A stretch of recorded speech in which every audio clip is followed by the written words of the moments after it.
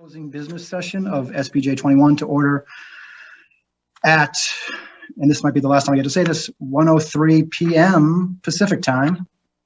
And I'll just share some brief remarks and then kick it over to Bill McCloskey to explain our voting procedures. Thank you all for being here. This was a year of difficult conversations around the world, across the United States, in newsrooms, in SPJ, at SPJ 21. Here, now, we're about to have another one. We're going to discuss bylaws proposals that the SPJ board deadlocked on when discussing whether to send them along to you, the delegates, who have the ultimate authority and final say over such things. When there weren't enough votes on the SPJ board, and I heard that an effort was underway to pursue another way to advance the bylaws amendment proposals to convention delegates, I did what I've done all year long. I acted to make sure everyone had the same information at the same time, as quickly and as completely as possible, so that SPJ members, again, you in this room specifically, as the SPJ membership's delegated representatives, could discuss ideas where they should be discussed in public. If the SPJ board fails to advance to the delegates any bylaws amendment proposals that emerge from its membership committees and task forces, SPJ has another avenue to allow for delegate discussion of those potential bylaws changes. If at least 10 chapters, or about a fifth of our pro chapters, request it. When some of our chapters were being approached about the possibility of considering that, I acted to let every chapter know. I didn't want anyone to say later that they were surprised or hadn't been looped in. So I emailed every pro chapter president and explained the situation to them, gave them the chance to move the proposals to a debate or not. I left the decision with them. 18 chapters, about a third, said they wanted delegates to discuss this. So here we are. I thank them for upholding SPJ traditions of transparency and openness, for agreeing to a full and fair public discussion. This is the process working as it should, in my opinion, with everyone's involvement. That's been a hallmark of the SPJ board that I presided over. We are among its most transparent and accessible ever, and I sought to lead the Society of Professional Journalists and its nearly 6,000 members with its best interests at heart. I repeated my mantra to myself all year long: service over self, respect for all. Service over self, respect for all.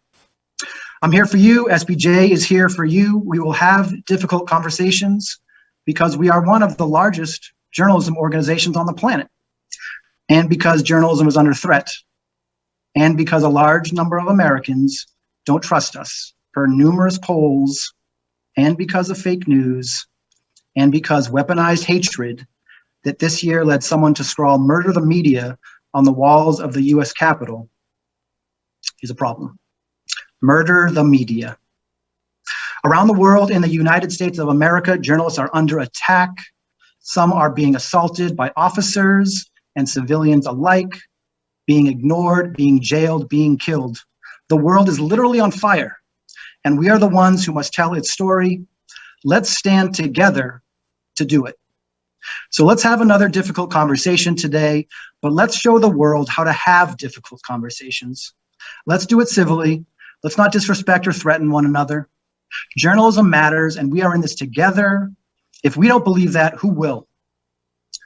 Thank you for this year as your president. It has been the privilege of a lifetime, a challenging but rewarding year. The work you all do is so important as delegates, as members, as journalists. Here, now, thank you for it. Let's get to work today and in the days ahead. Let's talk things out together, starting now. And I'm going to pass the mic over to my friend Bill McCloskey, who is our parliamentarian today, and will explain the voting procedures. Thank you all. For those of you who've been delegates before, you'll see that it's a bit unusual. We're holding this business meeting online in virtual format. This means we'll be voting differently as well. This was spelled out in your delegate handbook and in our delegate training session. So here's a general reminder. Some of you hold multiple votes. As multi-voters, your additional votes will be used only if needed. We have 78 registered delegates, representing 114 votes. This makes the spread 36. Some votes require a 2/3 majority. 28 spread. Say that again? 28? Sorry, Bill. I didn't know. We have updated numbers for you, actually. You want to go ahead and tell me them? Sure. We have 53 delegates here today, representing 81 votes, which makes the spread 28. Okay. Some votes require a 2/3 majority, and I'm going to have to do the math to tell you what that is, and hopefully we don't get to that stage. In an effort to make the meeting run more smoothly and quickly, an initial vote on any motion or resolution will be taken using the Zoom poll feature. A dialogue will appear in each delegate's screen asking for a yes or no vote. The results of the poll will determine how many delegates voted in favor or against the question, but not how many votes delegates cast for either choice. If the spread is greater than the difference between the number of yes and no votes, a poll will decide the matter. For example, if all delegates are present and the result of the poll is 60 yes and 15 no, the motion would pass. In that scenario, opponents could not have prevailed even if all the spread votes had been cast against the motion. If the difference is less than the spread, the chair will ask each multi-voter to use the chat feature to provide his or her name, region, or chapter, and the number of votes he or she wants to cast for or against the motion. Multi-voters may split their votes, casting some for the motion and some against. The chair will announce whether the motion has passed or failed. In the event of ambiguity regarding the will of the convention, a roll call vote may be called. In a few moments, we'll vote on the approval of the 2020 minutes, which will give us a practice before the start of the resolution discussion. Each chapter has been awarded one vote for each 50 members or fraction thereof. Each region has been awarded one vote for each 50 unaffiliated members or fraction thereof in that region. Accredited alternate delegates may vote in the absence of an accredited delegate, but may only vote the same number of votes as the original delegate. You will not be permitted to vote if you leave the online platform during the count unless you have transferred your vote to your accredited alternate delegate. As a reminder, delegates have the option to send an issue to the membership as a binding referendum at any time. Are there any questions?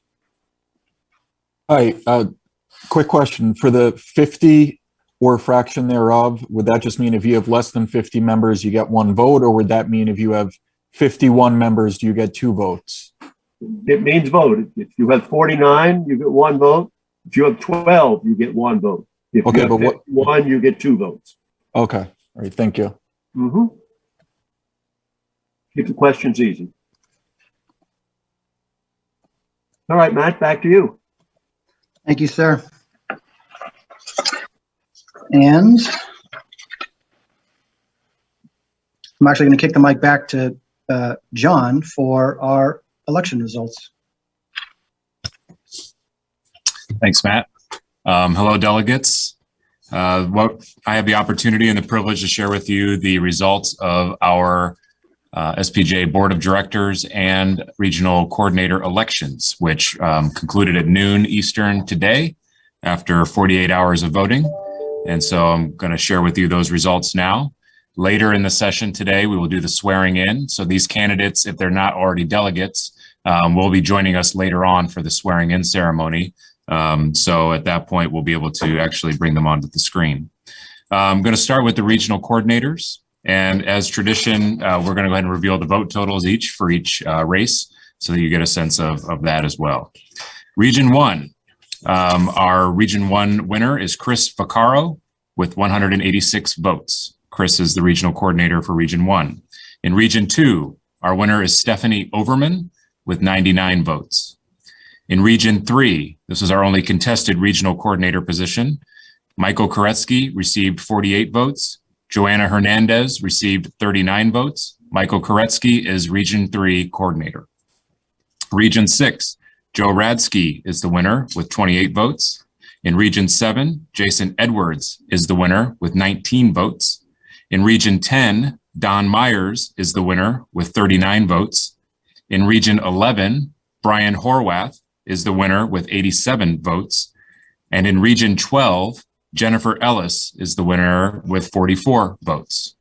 So those are our regional coordinator results for our elections. Next, I'll just share with you the results of our at-large directors. These individuals will serve a 2-year term as an at-large director of the board. We had, remember, 7 candidates for this position. Emily Block received 514 votes. Daniela Ibarra received 376 votes. Tom McKee received 292 votes. Dan Axelrod received 189 votes. Jason Parsley received 128 votes. Alex Wieneman received 119 votes. And Greg Hitchcock received 49 votes. That means Emily Block and Daniela Ibarra are your 2 new at-large Board of Directors members. Now for Secretary-Treasurer, we had 3 candidates. Yvette Davila Richards received 413 votes. Danielle McLean received 347 votes. Jonathan Make received 143 votes. Yvette Davila Richards is your new Secretary-Treasurer. For President-elect, we had 2 candidates. Claire Regan received 521 votes. Andrew Seaman received 408 votes. Claire Regan is your President-elect. And of course, your president in this next year is Rebecca Aguilar. This election was conducted electronically by secret ballot, reported by SPJ staff, verified by me and the nominations chair, Patty Gallagher Newberry. The total number of voters in this election was 948. Back to you, Matt. Thank you, John. I appreciate that. And as I just dropped in the chat, congrats to all the winners. I hope those who did not win stay active and involved in SPJ. And I look forward to swearing in our new board and RCs down the road. Okay, approval of business meeting minutes. It's now time to approve the meeting minutes from the last time the delegates convened at our annual convention. You will see them on the screen and can access them in the Chime platform. Do I have a motion to approve the minutes? Hi, Matt. Lauren Bartlett, Region 11. I move we approve the minutes. Thank you, Lauren. Do I have a second? If someone just wants to unmute themselves and offer a second. Michael Drudge, San Antonio Pro Chapter, I will second. Okay. Thank you, Michael. I appreciate that. Motion by Lauren Bartlett, second by Michael Drudge. All those in favor? If there's no discussion?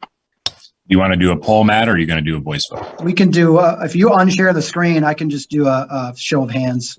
That might be easiest here. Okay, all those in favor, please signify by raising your right hand.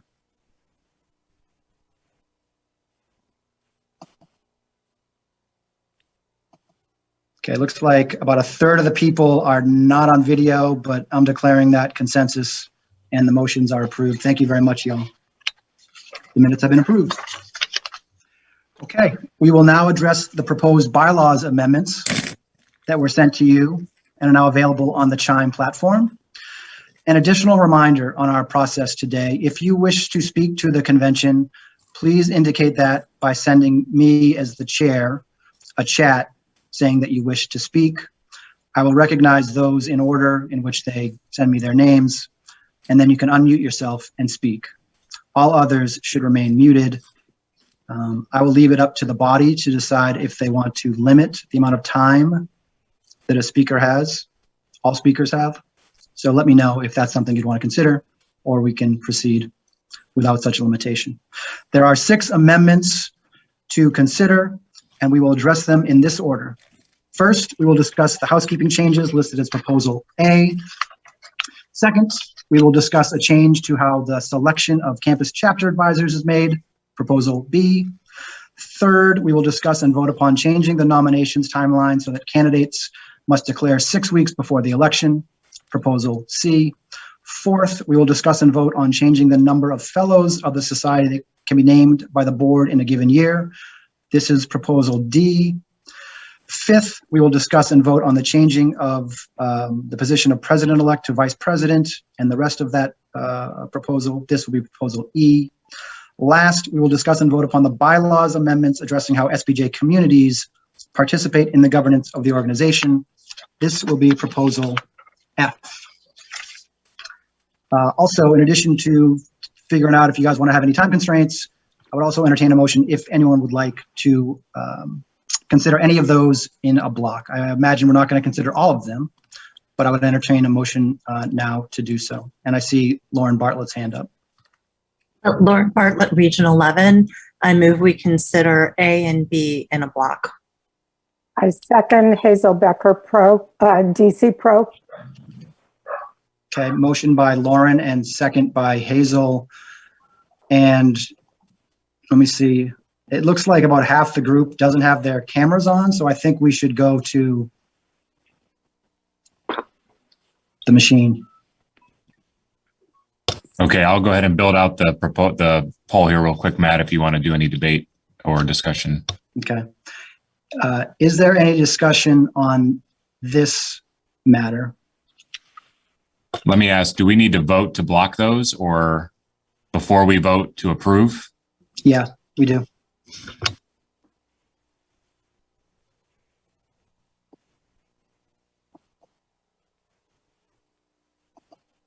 Probably try a voice vote on that. Or We can. something informal. Yeah. Why don't we try that? You can also raise hands with reactions. Well, I would suggest this, and I appreciate everyone's Yes. patience today as we try to get through this Zoom world today. If those who don't have their video on would consider turning their video on, if that's possible, this could really expedite things. I know some of you may be on your phone or not want to do that. And now I'm seeing 80% of the folks with videos on. So let's just do that, John, rather than do that digitally. This will really expedite, especially the ones that don't require a ton of discussion. So with that, there's a motion on the floor to combine. Lauren, want to restate it?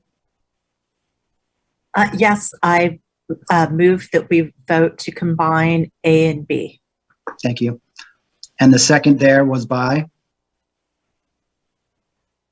Hazel, Hazel. Thank you. Hazel Becker. All those in favor, please signify by raising your right Matt, hand. could you identify what these are? Some of us in the Northeast lost power and we can't refer to documents. Happy to do that, Bob.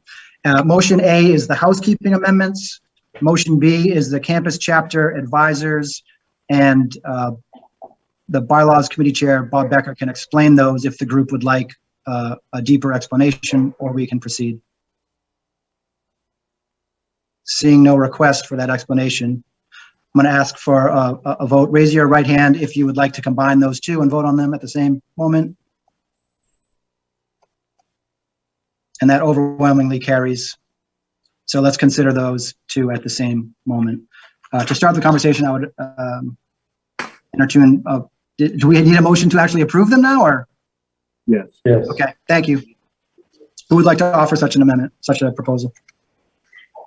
I'll finish out A and B and move that we approve A and B. Okay. Hazel, you want to second that? Or I see Erwin's hand. He's quick. You got to be quick in this game show of life, you guys. Erwin is the second. Erwin Gratz, Maine Pro, will second. Thank you, sir. Okay. Any discussion on that? Seeing, let me just go through my three screens here. Seeing none. All those in favor, please raise your right hand. Go through my screens. That carries overwhelmingly. So those two are approved. Thank you, delegates. Do I have a motion to start discussion on proposal C, changing the nominations timeline so that candidates must declare 6 weeks before the election? I will move to approve item C. And I'll second it. Thank you. Motion by Andy, second by Lauren. I'm seeing Colin saying that the document shared does not have the latest language. Do we want to pause and make sure everyone has the latest language so we know what we're looking at?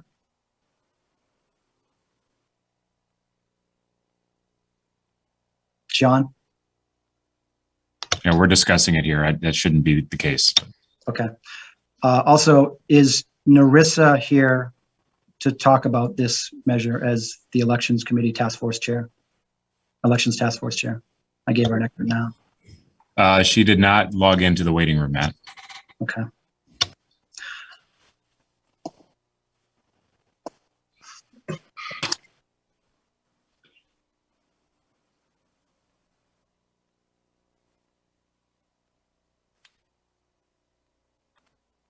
Can Colin maybe explain why this isn't correct? Because I'm looking at it and it looks right to me. So Colin, do you it want to looks unmute like, yourself? can you hear me? Yep, we can. I'm gonna share it. Okay. So it looks like the resolution numbers are, hang on, I'm sorry, I'm trying to. We're not, yeah, you're talking resolutions. We're on amendments right now. Okay, I looked at the resolutions and resolution 11 was out of date. Okay, our resolutions will come down the road. So maybe you can connect offline with HQ while we handle the bylaws amendments.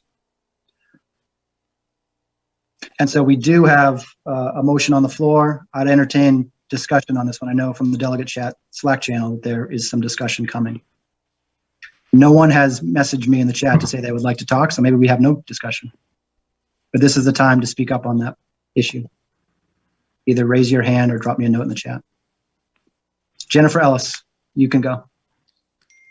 I did message you in the chat, so I'm not sure why that didn't come through, but I would like to offer what I hope will be a friendly amendment. I'm concerned about what happens if nobody steps up. I've already mentioned this in the Slack channel, but I feel like on a board that already gets 2 appointments a year on a 9-member board, that if nobody steps up for them to appoint lots of additional seats, I think that's a lot of power in one place. And so I think that it would be great to add a provision where if no one has applied for a certain position, that there be an extension for that position only. And so the language I have, I'll put in the chat.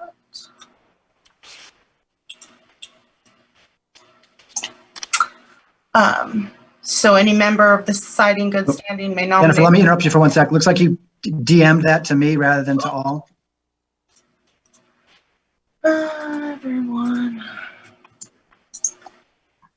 Basically offering that there should be a 3-week extension just only for those offices that have no candidates. If Jennifer has language, she could cut and paste it out of what she DM'd to Matt into the general chat. And she just did. She just did. I'd ask Lauren as the maker of the motion and Erwin as the seconder if you would accept that amendment. I was the maker. I'm sorry, Andy. I'm processing. Process. We got time.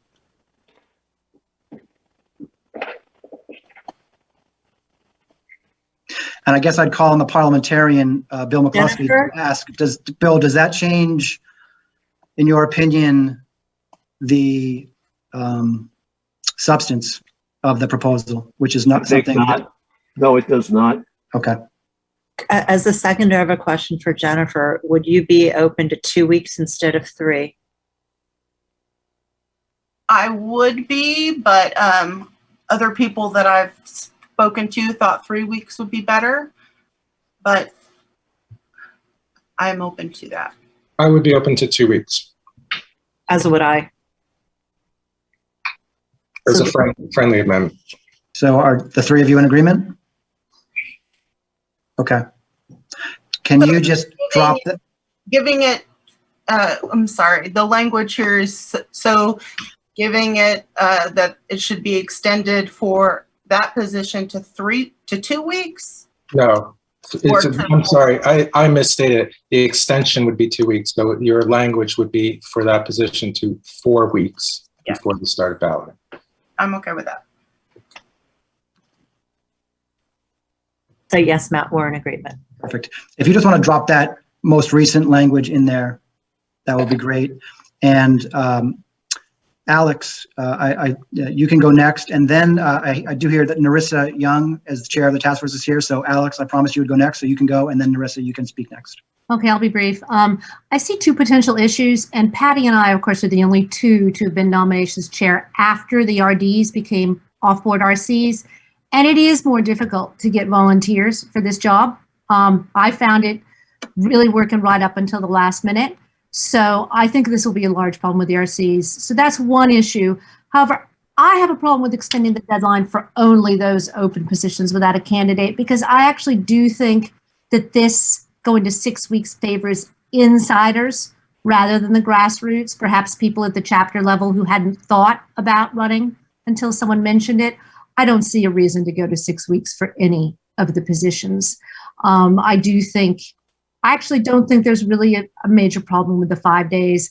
The proposal says that it's difficult to put it on the web. When I was nominations chair, Billy put it on the web instantly, even the late applications. I think 10 days, 2 weeks is fine for all positions, and that's what I would support. May I please speak, Matt? Yeah, thank you, Alex. Narissa, and I apologize you all for not having Narissa speak first. Narissa is the chair of our elections task force, and I'm hoping you can explain the thinking behind this proposal. Thank you, Matt. Tech is not my friend. I apologize for being late, but I didn't have the Zoom meeting link. I only had the YouTube watching link. The elections task force met and discussed various timelines. The reason we put 6 weeks out was because we were encouraging more diverse people, so that if a diverse person would declare early, they couldn't get bushwhacked at the last minute by a member of the old guard who decides to jump on at 5 days before. Another part of the discussion was to give more time to learn who the candidates are. 5 days is not much time, especially had we been in New Orleans with Labor Day weekend plans and so on and so forth, for people to learn who the candidates are. 6 weeks out gives the candidates, who I think would want an extended amount of time, to speak with members and state their platforms if they are running for the SPJ executive board, and would welcome that interaction. 5 days tends to squash or quash that interaction. Another reason is because it moves the emphasis and the importance of the election away from the conference. We are one member, one vote now. And this whole idea of pigeonholing people at the conference or pigeonholing delegates at the conference, this opens it more broadly to membership, including our diverse members. And that was the rationale. Also, we expect a lot of our national headquarters staff, and ambushing them with a lot of candidate information to try to get loaded up to SPJ Election Central 5 days before, when they are packing up the office and going to the conference site, is really not fair to them. So again, I don't understand why people who want to seek these offices don't want anybody to know until the last minute. Thank you so much. Thank you, Narissa. And before I go to Lauren, I will just say, as a point of information, the National Board discussed this when it discussed the entire report from this committee in April. And Lauren, correct me if I'm wrong, but I believe the vote was 8-1 with you against to support the 6 week window. I support the 6 weeks window. I voted against because of the endorsement provision. Okay, so there you go. That is just for the record. The National Board was unanimous in supporting the 6 week window. Lauren. So I want to start where Narissa ended, which is, I don't know or understand why people who want to run want to hide their candidacy till the very end and just skate in under the deadline.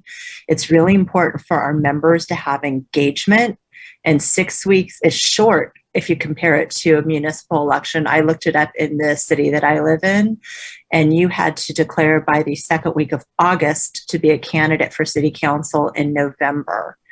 The candidates need to share their visions, share why they want to be elected, engage with members. We had our first ever candidates forum this year, and I would like to see more than one forum every year. We really need to educate our members, who are our voters, and they need time to get to learn who the candidates are, what they stand for, so they can make educated choices. Thank you, Lauren. Andy Schatz, and I don't see anyone wanting to speak after him. So if Andy will be the last speaker unless someone raises their hand while he's speaking. Thanks, Matt. I think Narisa hit on some of what I wanted to say, but it's really important to consider the trend that we're making. We made great progress this year in having robust elections, and the only campaign season before the election, the only way to do that is through time and effort and planning. 5 days in advance allows 0 of that. The candidate forum this year was great. Proud that we did it. I think we can do more. We can do Twitter chats, we can do Google Hangouts, we can do more videos, whatever, and even in person at the conference. But that points toward having a campaign season. If you want to talk about insiders, 5 days is absolutely insider, because the only people who will know them is the people who already know them. So 6 weeks was a great suggestion. You can tinker with it. 5 weeks, 7 weeks, 4 weeks. I know there was some debate. 6 weeks was good, and Jennifer's amendment is also good. Thank you, Andy. Alex. Hi, I want to briefly follow up on something that was said, because, and I do think we have to be careful of our language. It was implied that some candidates are declaring later than 6 weeks because they want to slip under the wire or surprise people or hide. These are volunteer positions, and many of the people running have full-time jobs, and they teach, and they do other volunteer organizations. So I take it that some of them applied at the first moment that they were able and ready to apply. We ask a lot, by the way, between our statements. Now we have videos. So there's a lot to do there. I do want to watch our language. I don't think anyone's doing anything wrong. And I do think our candidates declare with the best intentions. And also comparing them to local city government offices, those are full-time positions. This is a volunteer position. So I do think 5 days is late. I'm not saying that someone should wait until 5 days. I think anyone who declares it 5 days is highly unlikely to win, and we've seen that. So like I said, I think you can make it a couple of weeks, but I think 6 weeks we're going to lose some potentially great candidates. Okay, I'm getting some activity in the chat. I'm going to go to Brendan O'Reilly, and then back to Lauren Bartlett, and then Mike Puente. Hi, thank you. So I'm from Region 1. I'm really by no means an insider. I just became a chapter president in June, and I really wasn't paying attention to any of the politics on the national level before this. But we got kind of a lesson in what can happen in Region 1, where somebody who nobody really knew got on the ballot for Region 1, and she became the Region 1 coordinator, despite this person having a record of untrue statements and posting things that would be called hoaxes. And with 5 days, we have no opportunity to vet people, and a lot of people just go on. They have no idea who the candidates are. They read this brief bio that nobody had time to verify to make sure it was accurate, and then they're voting it up. Somebody who was completely unqualified and too unstable to hold the position got it, and then that position had to be vacated through a process that I don't know, but I'm sure involved consulting lawyers to make sure that SPJ wasn't exposing itself to lawsuits. So I'm fully in support of 6 weeks as opposed to 5 days, 10 days a week. It's too risky to just have people slide in at the last minute. I understand they're volunteers and we want to encourage volunteerism, but you could also have people who don't have the best interests of SPJ in mind. They get to just slide in because nobody knew who they were and nobody had time to vet them. Thank you, Brendan. Lauren. Thanks, Matt. I just wanted to clarify something. If you live in New York City, if you live in the city of Los Angeles, you have a full-time city council. The vast majority of local cities do not. I live in Culver City, which is adjacent to the city of Los Angeles, and everybody who is on my city council has a full-time job. So I do think that it is a valid comparison. And the most important part is about members getting to know their candidates. And we need to have time for those exchanges, for members to ask questions, for members to hear from the candidates about where they stand on issues and why. We need time for that interaction. Thanks, Lauren. And I'm going to go to first-time speakers from here on out. Mike Puente first, but just to note, Jordan Fenster in the chat says that as another Region 1 delegate, I agree completely that the longer, the better. Mike. Hi, Michael Puente, Indiana Pro SPJ President, Region 5. Hi, everybody. I'm just saying, as somebody who is a full-time journalist and I teach college and other stuff, you know, the more information, the better, the more time to get to know these candidates, the better. We got a lot of working journalists here on the board, and you know, somebody, you know, submits their name 5 days before the deadline. That doesn't give a lot of time to investigate or to just become more knowledgeable about the candidates. So maybe 6 weeks, a little bit too long, but I would rather go with a 6 weeks than 5 days. So thought I'd chime in and get the discussion. Thank you, Mike. And John Schertzer points out that the chat is not an official record or debate for this meeting. So I'm going to try to monitor it and weigh in when I see something that the group should know. But if you feel compelled to say it, please raise your hand. Mike Drudge. Yes, I would like to move that we close this debate and move to a vote. Do we need a formal vote there? Do I hear a second? Colin, are you seconding that? Colin's not. I will second if that was a motion to call the question. That was. No, I want to contribute to the discussion. Bill, as the parliamentarian, help us out. You're muted, Bill. If the question was called, then you move to a vote on calling question. You move to a vote on the issue. Okay, so there is a vote to call a vote and suspend conversation. Colin has said he would like to chime in. It's up to the group. This motion is to suspend debate and call the question. But once the question is called, you move to a vote on the question. Correct. So a yes vote would immediately lead to a vote on the question, even though Colin has raised a hand. Right. Okay. All those in favor, raise your hand. And we'll see if we can do this with a hand call. If not, we may have to go to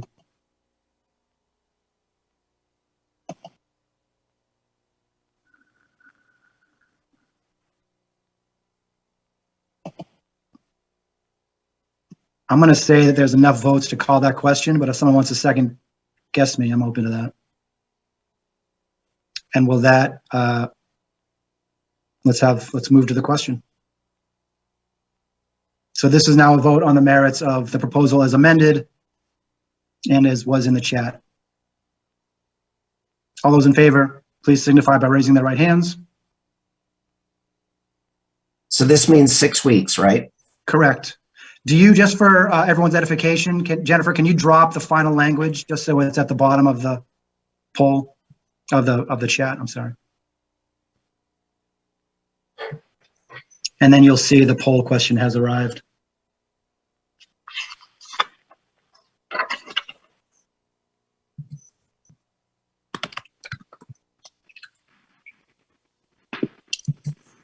And Jennifer, thank you. Jennifer just dropped the language in for all those who want to read it one last time before the vote.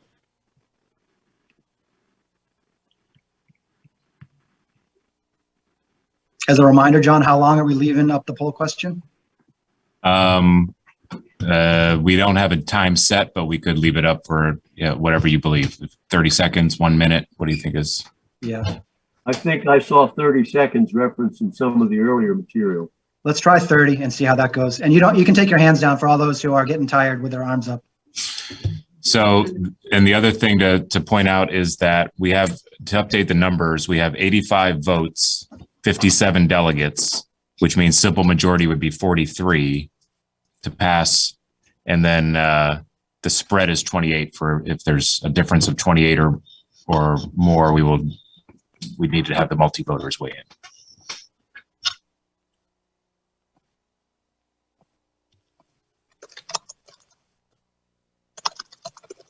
So the poll you see there in front of you, I can see the numbers for instance, I see that 54 voted and 48 voted in favor. So 48 would clear the threshold to approve the measure. You guys see that too? Okay. So just to be clear, we're all good with that? Everyone understands what John just explained? The spread wouldn't have come into play. Okay, with that, let's move. Matt, when we get to the more controversial things, I would appreciate if the voting were up a little longer than 30 seconds. I'm happy to make that happen. What do you think, Bob? 60 seconds? You know, we're not in the same room physically, and I understand that a lot changed in the hour prior to the beginning of this session, especially when we get to those. I hope that we can post the new language in the chat, and it might just take a little longer on those. I'm happy to agree to that. Andy is asking, John, if you could restate all three numbers, yes, no, and abstain. And Hazel's pointing out that the poll may not go for everyone at the same time, so I'm mindful of what Bob said. We'll make sure everyone gets a chance to vote. John, if you can drop those numbers in the chat while I move on to Proposal D. Do I have a motion so that we may start discussion on Proposal D, changing the number of fellows of the society that can be named by the board in a given year?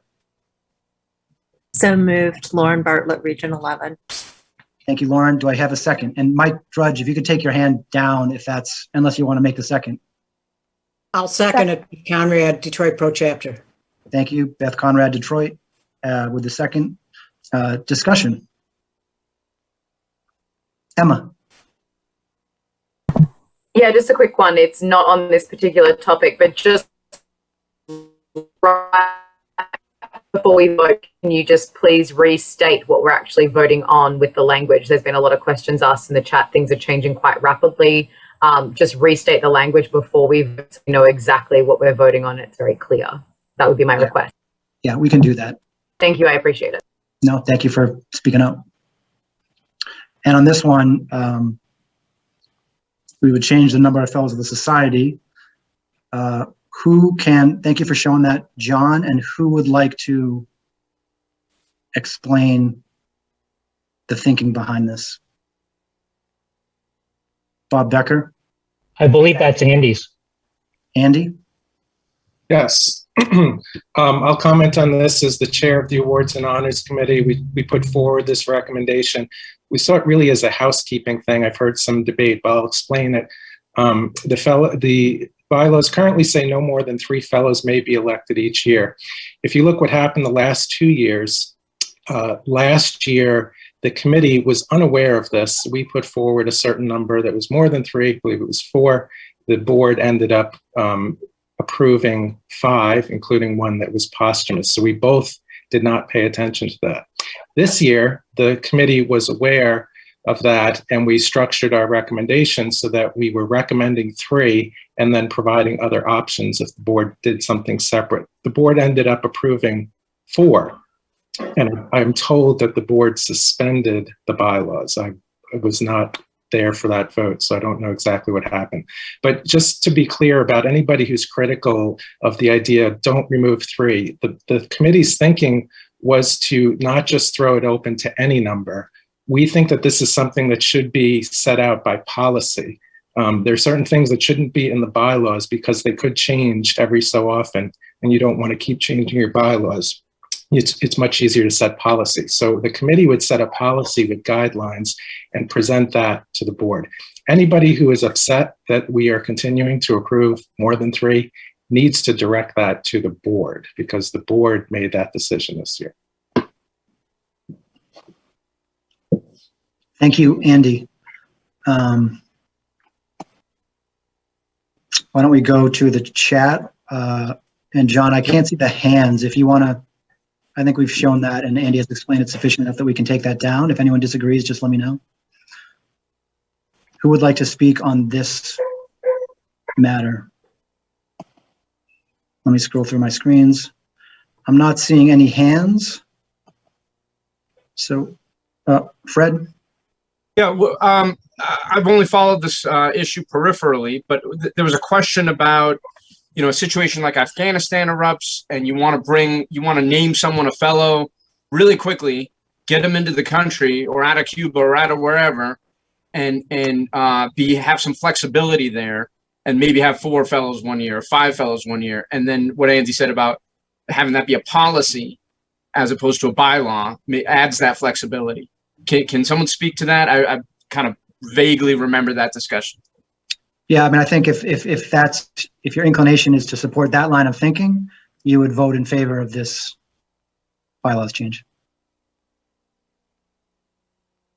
Ginny's asking if 3 are proposed, that line is struck. The proposal calls for eliminating any reference to number and asking the board or allowing the board to address that with policy if they choose. Or is Andy just answering? Matt, there is one other issue at the bottom of that nobody's raised, but it should be explained. The bylaws now say that if that person is not a member of the society, they will be made a member, and the society will pay dues for the person for 1 year. A couple of years ago, the board adopted a policy of making fellows life members of the society. So that last line no longer is relevant if the policy is to be honored. Thank you for explaining that, Bob.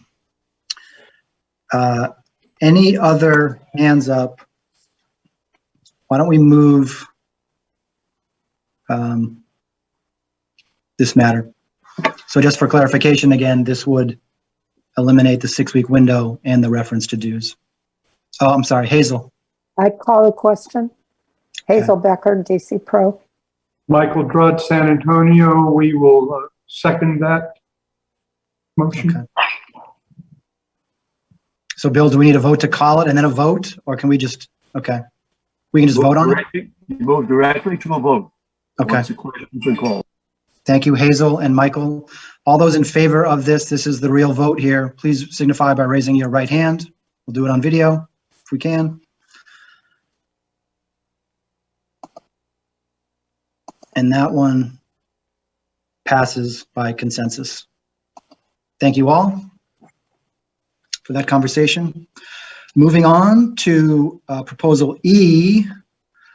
Do I have a motion so that we may start discussion on proposal E, which involves the president-elect to vice president language change? I guess I will keep it going throughout this group of votes. I move that we approve proposal E. Lauren Bartlett, Region 11. Thank you, Lauren. Georgiana Vines, East Tennessee, I second. Thank you, Georgiana. There is your second. Discussion. Please signify by raising your hand or dropping me a note. Do you want to have an explanation of that, Matt? Yeah, if you would like to go first, you can kick off the discussion. Please. Okay. John, do you want to put Peace out. mute? Sorry about that. Okay. The reason for these amendments is that about 2 years ago, well, at the beginning of Patty's term, or at the end of Patty's term, one member jumped into the race for president-elect at 11 o'clock at night on the fifth day before the convention, and announced that he did not want to serve, but was going to run, which he wouldn't have gotten elected, but it raised the question of what would have happened if that situation ended up with a person being elected and not serving, and the bylaws as currently written would mean that position would remain vacant for a year. Such a vacancy probably wouldn't have been a big problem when the board had 23 members, but when the board only has 9 members, 7 of them elected, it would impose a pretty big burden on the other members of the board to do the work of the missing person. So these amendments are, for the most part, intended to make it possible for the board to fill the position, the second office in SPJ, the highest one that's elected, by appointment for the remainder of a year. There is another provision that would change the name, the title, from president-elect to vice president. And the reason that's there is some members of the Bylaws Committee believed that it might be confusing for somebody who had the title of president-elect, but would not continue as president the following year. So the vice president name, calling that position vice president, doesn't connote automatically that the person steps into the top slot without a vote. In fact, that's what would happen because we're not changing the practice of having the president-elect automatically become president. And so it was something that was concern about confusion. It is not something that any of the Bylaws Committee members felt strongly about. I know that there is some, I guess, feeling that it should remain president-elect. And regarding that, the only thing I can really say is both titles have precedent in SPJ. Before we whittled the ladder down to 2 elected positions, all 4 positions on the ladder were elected, and we had a vice president. So the title president-elect came along with a past restructuring. And as I said, I don't think there is any strong feeling that it should be one way or the other. It's the will of the delegates.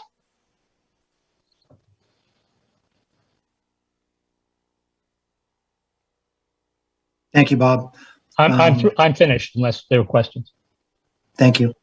I'm going to go to Colin DeVries and then Brendan O'Reilly.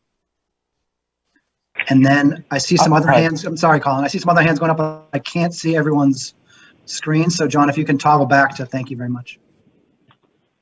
Colin. Hi, I would like to move to, thanks, Matt. I would like to move that we amend the proposal here to preserve the president-elect title. Does the maker of the motion and the seconder go along with that friendly amendment? No. Okay. Bill, where does that leave us? Does it die or do we call it a vote to that? It would need to be seconded. Is there a second to that? I'd be happy to second Colin's motion. It's like Brendan beat Emma by about a millisecond. So Brendan O'Reilly, that's the second. So Okay, now life goals, Emma. We'll get you. We'll get you. We move to vote on the amendment. Okay, so we'll vote on the amendment. Let's discuss the amendment. Colin, do you want to say anything? I think the spirit of the title, president-elect, I think it should remain. I think we should make clear that this individual will ascend to become president the previous year. Okay, I see hands from Adam. Thanks, Colin. Sorry to jump on you there. I see hands from Adam and then Lauren. Would either of you like to say anything on the motion to amend? Adam Senate first. Adam Senate, SPJ, and I just want to say I agree with Colin. I think that we should make it clear that the president-elect will serve as president following year. It's just important to make that to avoid any confusion later on. Thank you, Adam. You were cutting in and out, but it sounded like you support Colin for a reason so stated. Lauren and then Erwin. Thanks, Matt. So the reason I don't agree with this is for the reason the Bylaws Committee put it forth this way. If there is a situation where somebody runs for that position and would be successful, like in the situation that Bob had described, it would be confusing to our membership to call whoever got appointed to that position president-elect, because in fact, that person would not be president-elect. They would be appointed by the board for a year and would have to run. We've had a situation that was different a number of years ago that some delegates may remember, where we had a president-elect resign at the end of her term just before convention because she switched careers and she didn't feel that it was appropriate to be president of the society when she went to go join the real estate community. And so in that particular instance, there was an election for president-elect, and secretary-treasurer. So it's really about not just process, but about a clear understanding for membership when, on the rare instances, that person is not actually elected to be president. Thanks, Lauren. I'm going to go to Erwin, but just really quickly, I just want to explain that Adam typed in the chat for those who couldn't hear him. Sorry, my connection is terrible. I think we should make clear that the president-elect will serve as president. Thanks for clarifying, Adam. Erwin. Yeah, I'm sorry. Even though I am on the bylaws committee, perhaps Bob can help clarify for the group. I'm wondering if the intention is to approve this amendment. Aren't we just as well off to leave things as they are? I'm missing something. Bob, would you like to answer that question? Erwin, yeah, Erwin, if you're asking the question, we still need to have a procedure to fill the vacancy during the year, which we don't have. So yes, we need the change in order to ensure that we have a president-elect, but we don't.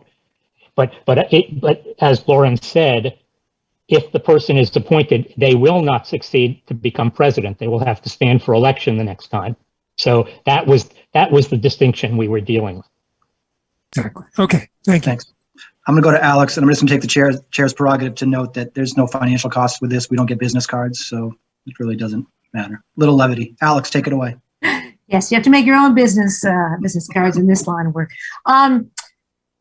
I am having a hard time understanding the bylaws reasoning on this. I do remember the case very well that Lauren mentions, and I had a lot of respect for the woman who did decide to step down because she had changed careers. That year, we had an election for president, one for president-elect, secretary, treasurer, et cetera. And that worked very well. And that would, I think, be the case that would happen here. But I actually do not think that the national boards should be appointing either someone to the title of president-elect or vice president. If they need to appoint someone, they already have a situation where they appoint two people to at-large for one-year positions to the end of the term. They should be appointing just someone else to be an at-large to round out the board. They shouldn't be appointing officers. Those should be elected. So I would say, I think the simplest thing is just to vote against this amendment. And I do think, I'm sorry to say it, but the bylaws committee should go back to the drawing board and make it clear that in the event of any vacancy, including officer, they would appoint an at-large for the conclusion of the term. Thank you, Alex. Hazel. I think that's very wise, Alex. I agree with you. I'm sorry. And Brendan, I jumped you. Brendan, you're next. I apologize. Thank you. Colin jumped in and he made the amendment that I was going to suggest, which is that I believe that calling it president-elect makes the most sense. As the lay voter, when you hear that you're voting for president-elect, you know that you're voting for somebody who's going to be the next president. When you vote for the vice president, it doesn't have the connotation that that person is going to be the next president. And to the other issue of whether this resolves a vacancy in the president-elect / vice president position, I'm not entirely sure that it does. The bylaws state that the vice president shall succeed to the office of the president at the end of the president's term under these revisions. In the event of a vacancy of the presidency, the vice president shall serve in the president's absence. Does it address the fact that a vice president who quits and then is replaced by a vice president who is appointed by the board? I'm sorry, I guess I'm just missing it, but is there somewhere in this amendment that points out that if you were appointed by the board rather than elected by the SPJ members, that you must run for president in next year's election and will not immediately ascend to president upon the expiration? Bob, can you handle that? Yeah, that what happens now is, let's go step back a step. The bylaws already say that if both the president and vice president positions become vacant in the same year, for whatever reason, an at-large member of the board, so in other words, somebody who is already elected, will succeed to become president. Okay? But nobody will fill the vacancy of the vice president. If only the president position becomes vacant, then the president-elect will rise to the position of president, will serve out that term, and then will serve as president for a year more. There will still be a vacancy in the position of president-elect or vice president, whatever you call it. This is only to be able to fill a vacant position for the remainder of a year so that there are more people on the board to do the work. And even if Alex's proposal, if you were to accept Alex's proposal, we would still have to amend the bylaws to permit the board to appoint somebody to that position. Okay. Okay. The bylaws do not currently allow that. Thanks, Bob. Brendan, does that answer your question? No. What happens if the vice president quits and a new vice president is installed? I feel like I'm being told that the new vice president would have to stand for election to become president. The new vice president would not immediately ascend to presidency upon the expiration of the president's term. Where in the That is correct. Where in the bylaws does it state that the vice president would need to stand for election in order to become president if that vice president was appointed to the position of vice president? These amendments say that. Can you point These it out to me? amendments, can you get, the language isn't up on the screen. John, can you share it on the screen?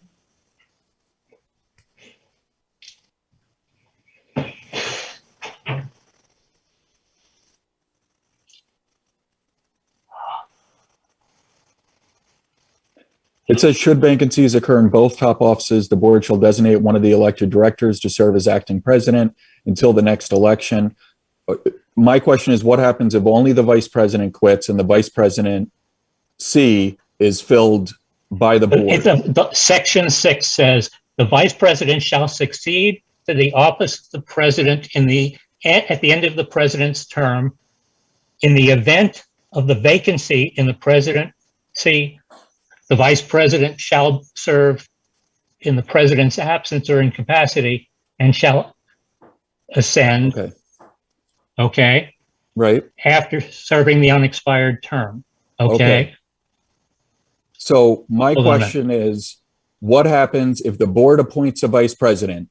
According to this, if I'm reading this correctly, the board appoints a vice president.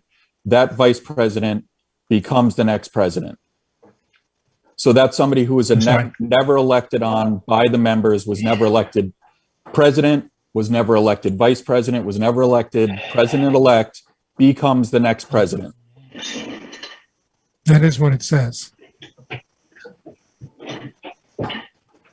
Yeah, so the appointed person will become the president the following year is what the bylaws read to me. I feel like I'm being told that person would be subject to an election. Lauren is suggesting that there was a discussion about that appointed person needing to run for an election. Yes, and but what that's I'm not trying indicated in the bylaws. And I'm going back, I have to go back to the original document because this was not the original. This was not the next.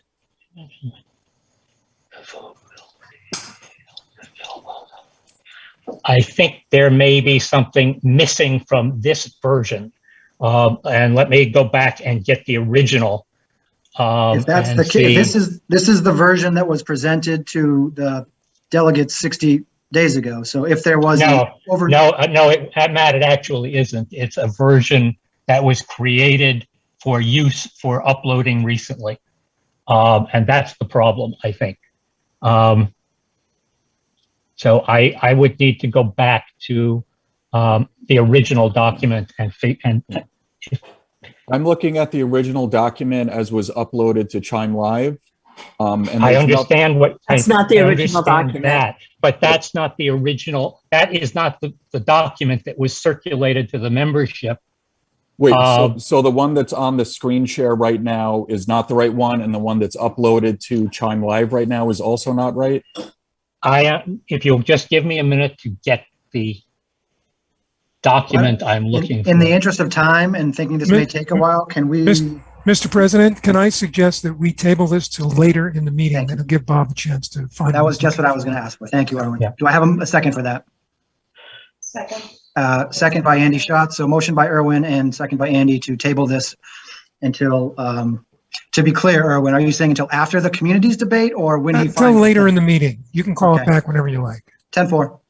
All those in favor of that, please signify by raising your hand. I'm seeing a lot of hands. Let me go to my second and third. Does this suspend my motion to preserve the president-elect? No, in my Language? thinking, I defer to Bill, but we would come back with your motion on the table. Okay. Yeah, we should keep that on the table. Okay, so we're just going to table that indefinitely and come back. Colin, your amendment will be on the floor when we do. Sorry for any confusion. Hopefully this pause allows us to alleviate that. And with that, I'm going to move to the next item. Do I have a motion so that we may start discussion on Proposal F regarding SPJ communities? Erwin Gratz, Maine Pro. I move adoption of Article 7 as it has most recently been drafted. At Lauren Bartlett, Region 11, I second it. So motion by Erwin. Just for a point of clarity here, I think you would need to introduce the amended version as an amendment in the nature.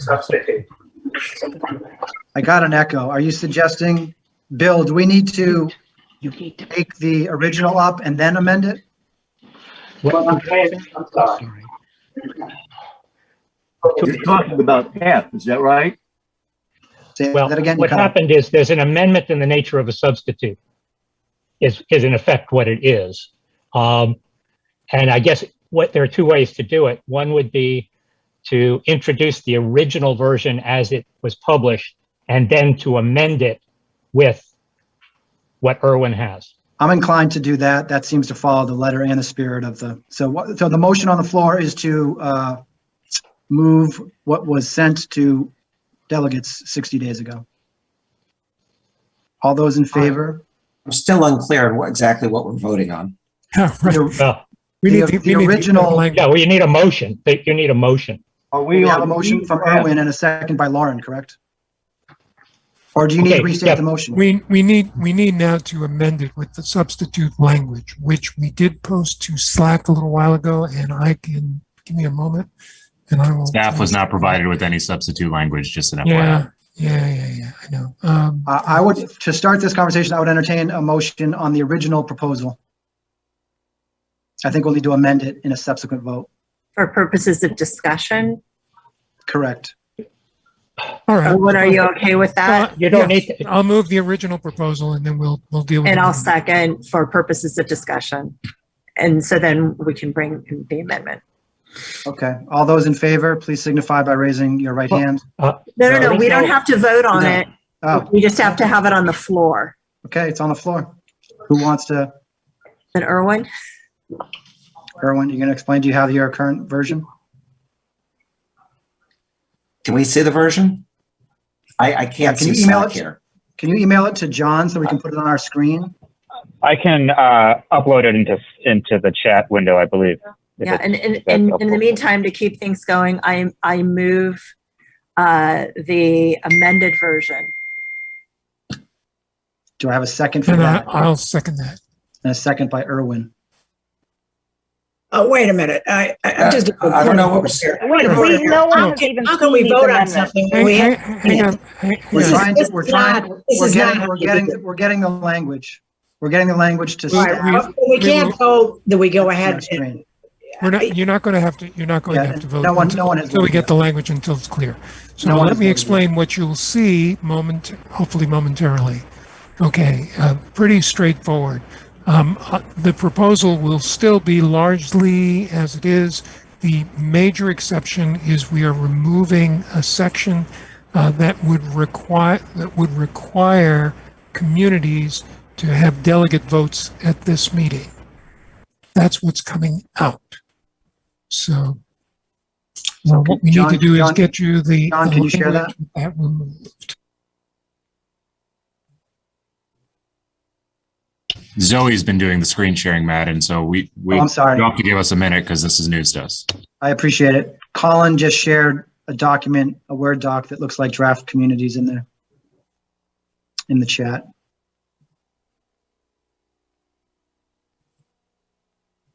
And again, I appreciate everyone's patience. This is the main event. So everyone's going to get a chance to to talk, and we're going to do this as fairly as possible, which is fairly, period.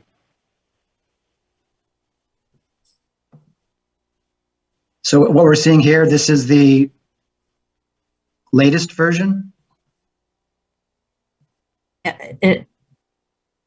Bob or Erwin, could you point out what's different in here than what everybody's had in the past? I think I can. What we did was we took out all references to the that the communities having delegates. If you would scroll down, John, to, I believe it's in where Article 9 is.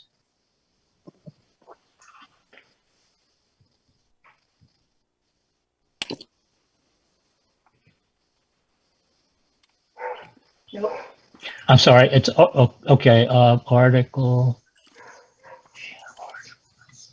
Can I also ask, in terms of full transparency and disclosure, can we email this to all the delegates right now so that they have it in front of them as well? Oh no, this is not the right one. This is the amendment we were just talking about before. Can I help you here with the document? Wait a minute. Okay, yeah, I'm sorry. It was okay. Article 5. Yeah, scroll up to section 16. The new it now says 16. Okay. It's Article 5. Section 19. Well, 16, first 16. It says each member of the society, stop moving, please, shall be designated to a home chapter. In the original amendments that said each chapter or member, chapter or community shall have a designated home chapter. Okay, so this is the current existing language of the bylaws. There's no longer references in that section to communities having delegates. Okay, and there were some other references that went with that that have been taken out. So that at this point, what these amendments would do is would impose the same requirements for creating chapters. In other words, there would have to be 20 members who want to do it. They would have to petition the board. They would have to have bylaws and officers proposed. They would be chartered by the board. And they would operate fundamentally in the same way chapters do, by having to report annually to the board and to headquarters.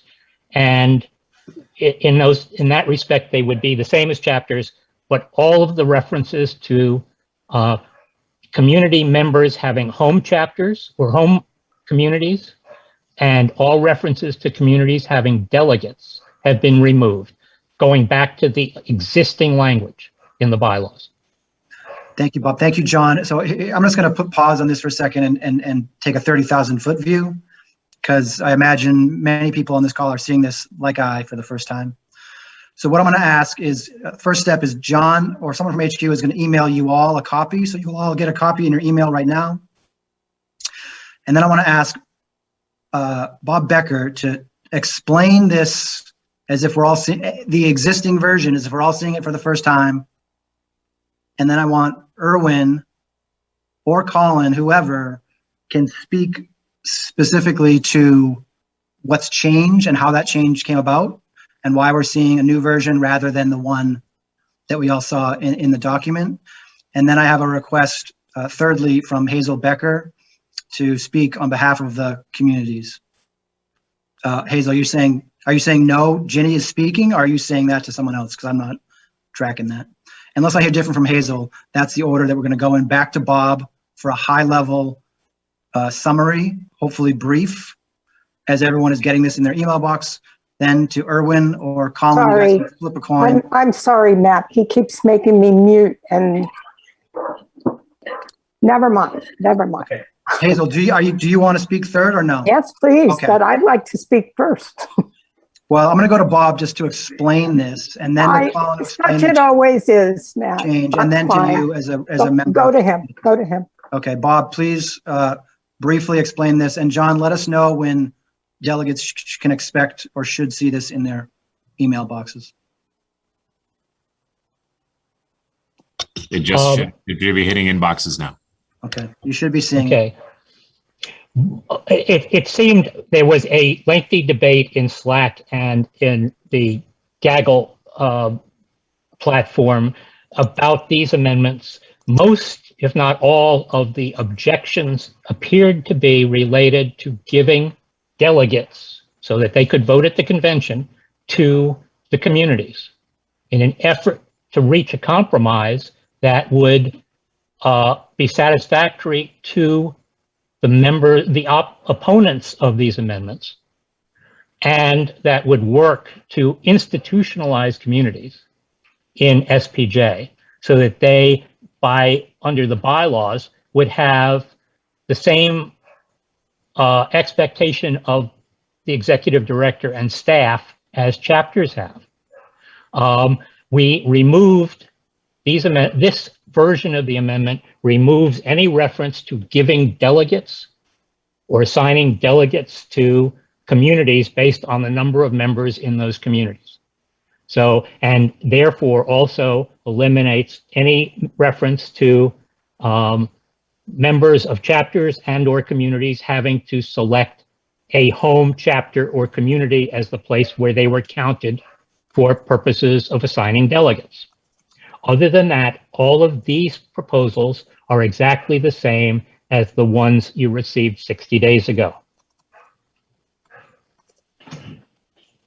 And my understanding is that, from Colin, is that their opposition to the original version, they are accepting this as a proposal, but he can speak to that. Thank you, Bob. Bill, I'm going to go to you. There's discussion on whether this is a substantial change. Do you think this is a substantial change or a compromise? Sounds like a substantial change to me, but I'm willing to hear arguments against that. Bob Becker. I do agree with Bill that this is a pretty substantial change. Well, it is in the sense I have also talked to the leaders of the communities who are also willing to accept this version of the state of affairs. And I think it is not a substantial change in the sense that most of it remains exactly the same. One particular provision regarding to representation is changed, and that is a very small part of this. And if that is acceptable to the opponents and to the people who are most directly affected by it, namely the communities, then it would seem not to be of great consequence at all, because it doesn't change anything for the chapters at all, because chapters will have delegates as they have always had, and the communities will not. So it seems like at this point, and as I said, Colin can speak for the people who have been in the opposition, it seems like this is a reasonable compromise of the language we started out with to solve the problem and do something that is very important, which is to institutionalize the communities within SPJ. Okay, here's what I'm going to do. I'm going to go to Colin for an explanation, and then I'm going to go back to Bill as the final arbiter on whether this is, I see both sides of what you're saying. I love that it's a compromise. I wish we could vote on it. I also think it's a huge change to the original proposal. Like, this was literally what everyone was arguing about for the last 60 days or whatever the window was. So I'm going to defer that decision to Bill. Sorry to put this on your plate, Bill, finally. But before I do that, I want to hear from Colin on, make the argument that it's not a substantial change and that the compromise should go through. Or go through for discussion. Sure. Thanks, Matt. So let me just start by saying that this was never intended to be a referendum on communities themselves. No one has ever questioned the value of communities, and that they deserve the structure and the recognition and a permanent place within the society. That's never been debated. The issue that had come up is among chapter leaders who were surprised to see these bylaws changes. We were never consulted in an open forum to provide input on what the impact these changes might mean for chapters and communities both. I think this compromise now allows the structure and the recognition for communities, but doesn't put chapters and communities in competition with one another. That's one of the issues that I had personally. I don't think that chapters and communities should be competing at all in any regard. They should always be complementary of each other. So the decision to choose a home, which was in the bylaws proposal, to choose a home between a community or a chapter, just was a built-in conflict, whether it was intended or not.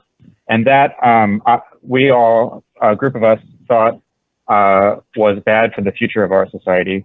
And this compromise eliminates that so they can remain complementary of each other and not compete. And, I will also add that there's a resolution that we will also decide on later that will take a look at the delegate system overall, and some of the changes that may occur in that review may ultimately impact the decision and the bylaws proposal that was proposed. But it will be an inclusive discussion. It will include chapter leaders, community leaders, unaffiliated members, and it will be open and anyone can participate. And that's really what we want more than anything else. Thanks. I'm going to go to Hazel before going to Bill. I think the issue at hand is whether this is a major change. I would like to speak to that, please. Please do, Hazel. And Robert, you can mute yourself. Sorry. Well, we have to start out by laughing, and I'm going to give a nod to the suffragettes, and I'm going to give a nod to the civil rights movement, and then I'm going to go ahead and say what I wrote here. Matt, I appreciate your giving me a chance to speak now. Something that was said today in the super session on identity and representation resonated with me. Lori said that not having a seat in the room makes you other instead of part of the whole. It makes you the last on the list. So to some extent, that's what happened with the freelance community in SPJ 21. The annual conference is our only chance to get together in person each year. And at the last several in-person conferences, we've had space for a freelance corner. When this conference pivoted to all virtual, the Freelance Community Board figured we would still have the freelance corner in the conference app to bring people together. So we started making plans and we announced them. But then SPJ wasn't able to give us space in the conference website for the freelance corner. So the Freelance Community Board pivoted again. Somebody lost a couple of nights' sleep. The community board created a space outside the conference app to bring freelancers together. And some attendees were able to pivot with us and join us, find our freelance corner Zoom, our freelance folder, fill out why I freelance, share their contact info, find all the last minute handouts and other things we put there for them. But others weren't. So we missed our once a year chance to engage with freelancers at SPJ 21. This happened because we weren't in the room. We were last on the list. And I'm not saying this against the staff. I think they did everything they could. But last on the list.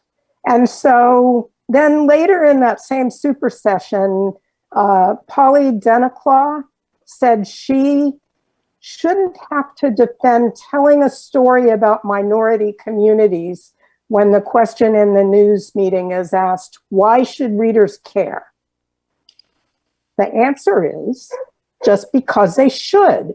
Readers will care because we are here. So one more thought from that super session. It's not enough to bring people from all backgrounds into the newsroom. You also need to value them once they're there. So that's the message I want to get across to you before we even get into debate, before Bill gives his answer about whether this is major or not. And I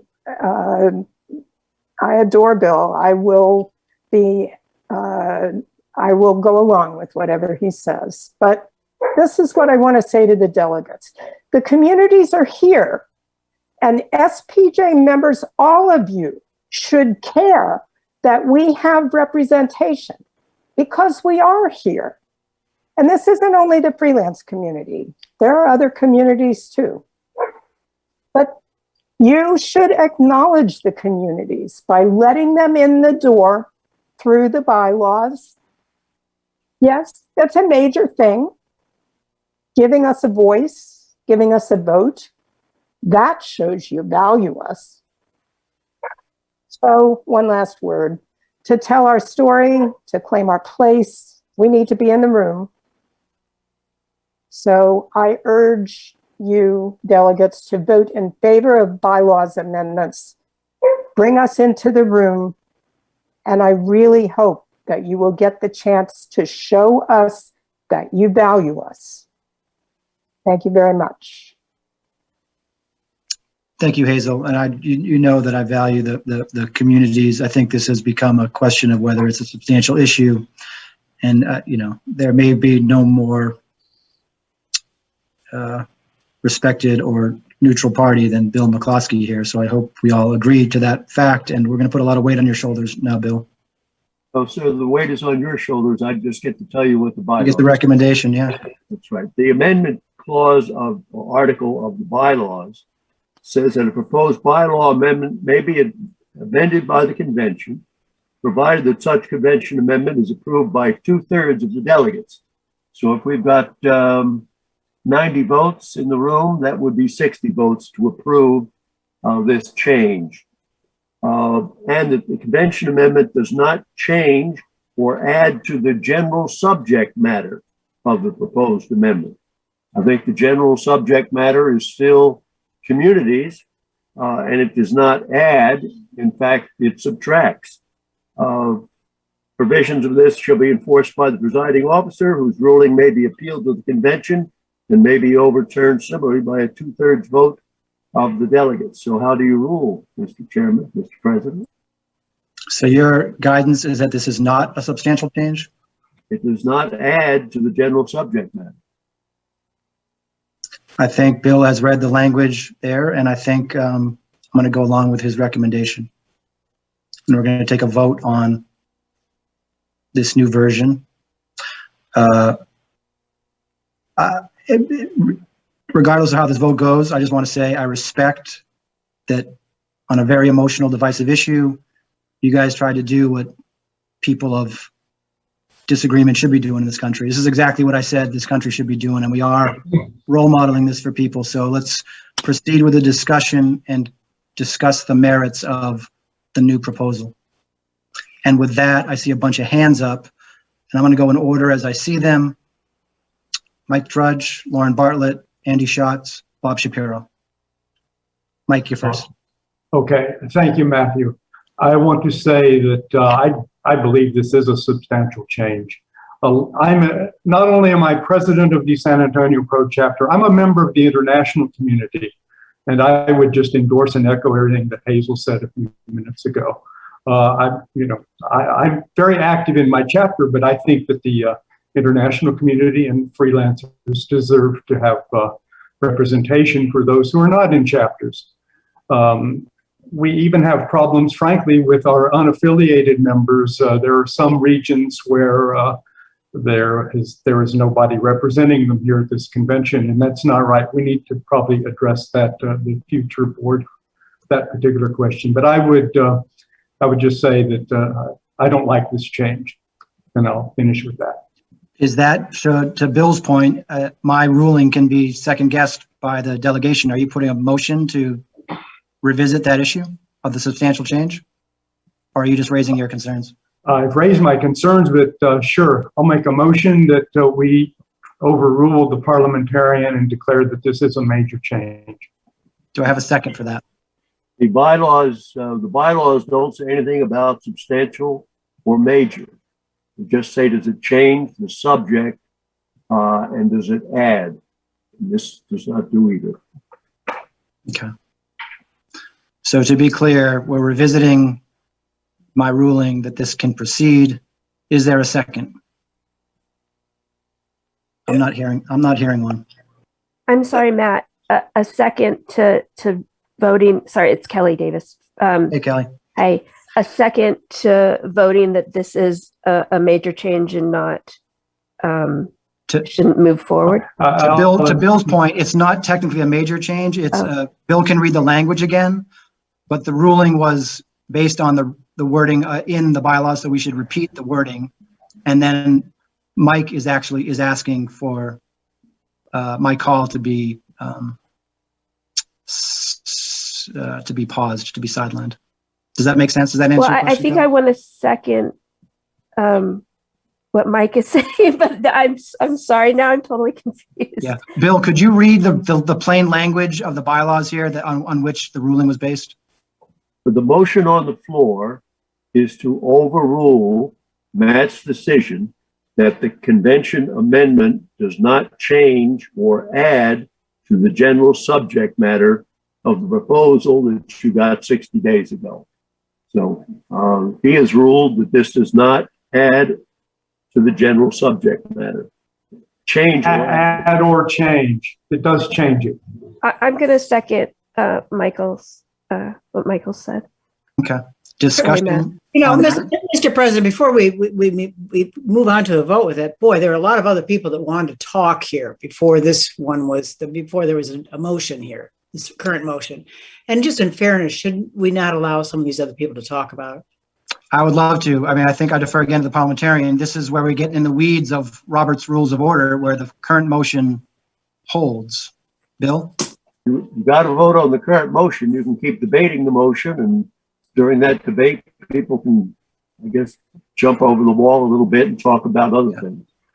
So I think, Beth, to answer your question, Beth, I think this isn't. Wait, 1 second. As the person who moved it, could I ask that I suspend my motion till we have more discussion? Sure. All right. I'll Okay. do that. Thank you, Beth, for allowing greater conversation. Thank you, Thank Mike, you. for sidestepping it. So why don't we just go down the list then, and we can talk about the merits of this. The current motion then on the floor is to approve the revised version that was shown to us on the screen. And with that, I'm going to assume, Mike, that you no longer need to speak. So I'm going to go to Lauren, Andy, Bob, and then Adam Sennett, and we can proceed as hands go up. Lauren. Thanks. Lauren Bartlett, Region 11. And I would like to ask all of the delegates to support this. What Hazel said was incredibly heartfelt and incredibly true. The communities deserve to be in the room in a formal way. And this is a step toward getting them there in the right way. So I really hope that everybody will support this. The communities that we have right now are doing amazing work, and they need to be recognized for who they are. The whole notion that they had to go outside of the conference platform to have the freelance corner just makes me crazy. And if they were an official part of the organization in the bylaws, I think that the planning from the very beginning would have been different, and there would not have ever been an issue that would have led to that path. So I really, really am asking everyone to support this because the communities are so important. Thank you, Lauren. Andy Schatz. Okay. I've got a few things to get through. I'll try to get through them very quickly.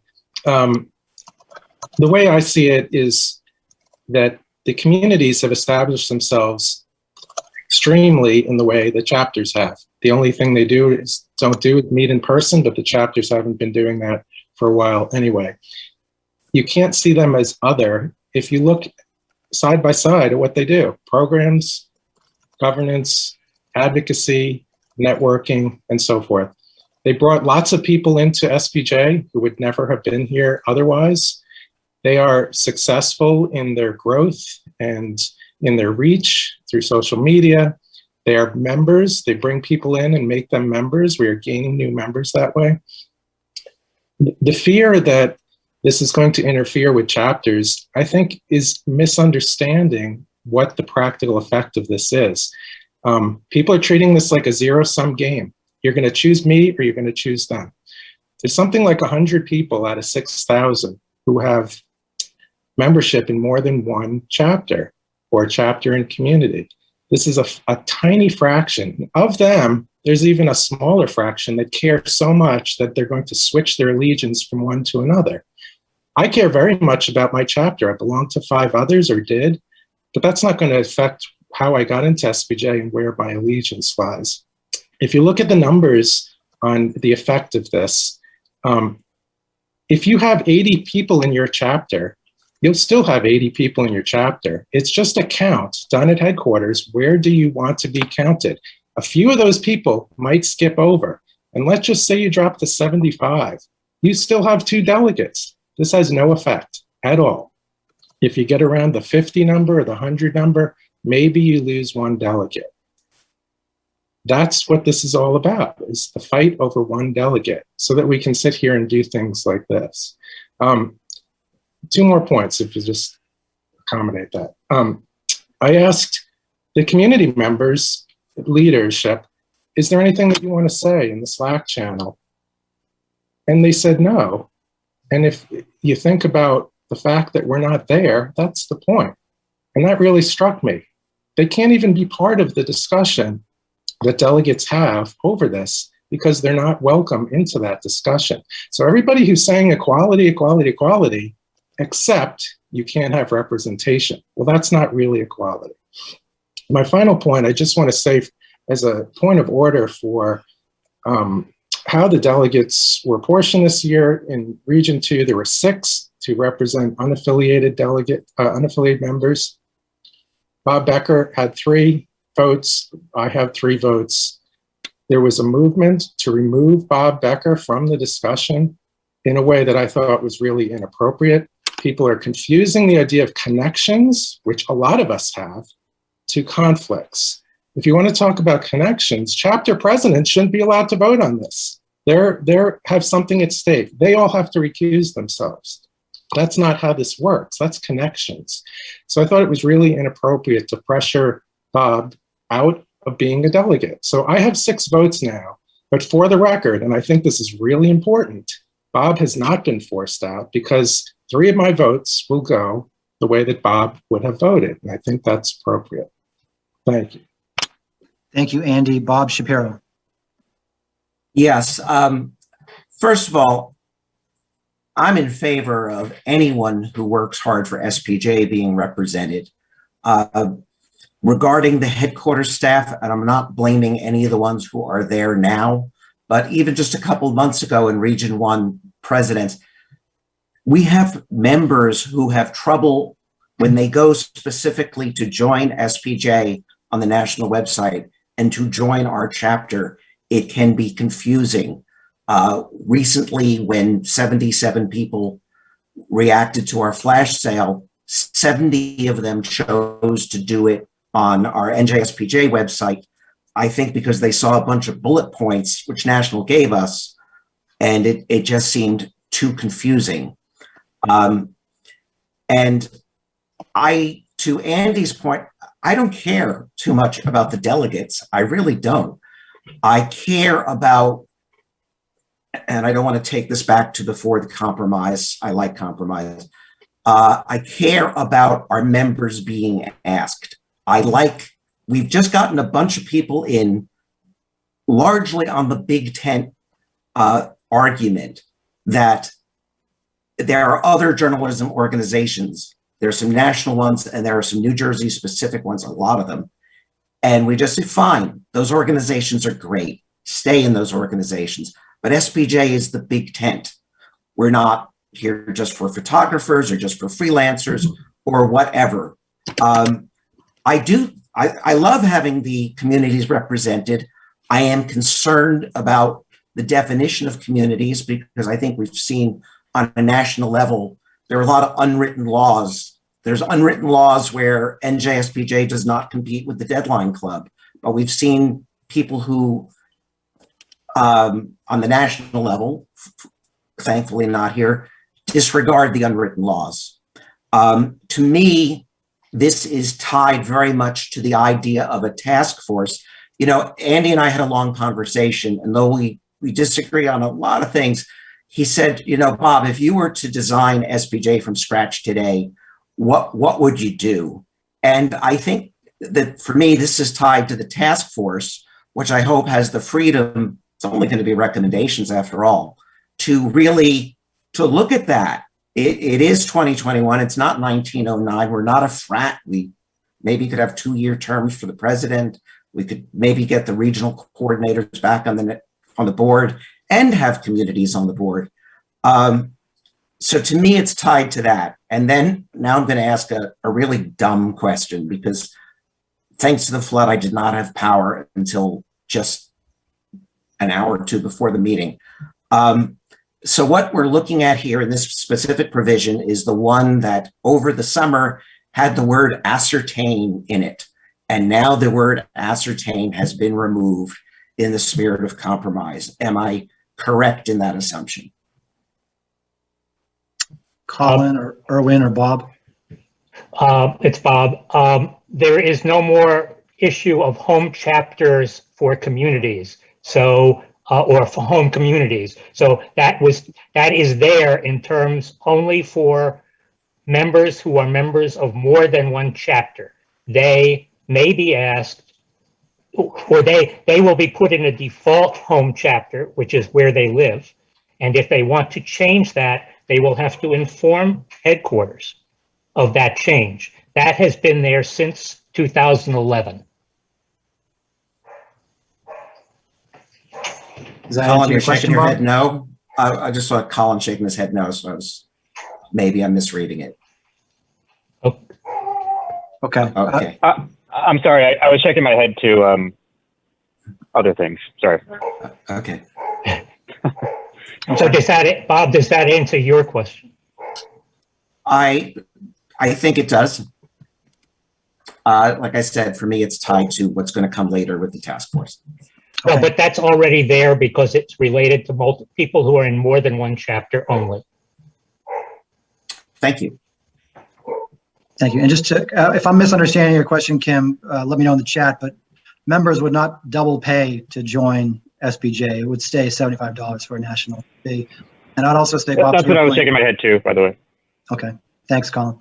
I'm going to move to Adam Sennett and then Tim and then Brendan. Hey everyone, I hope I'm not cutting out again. I hope you can hear me.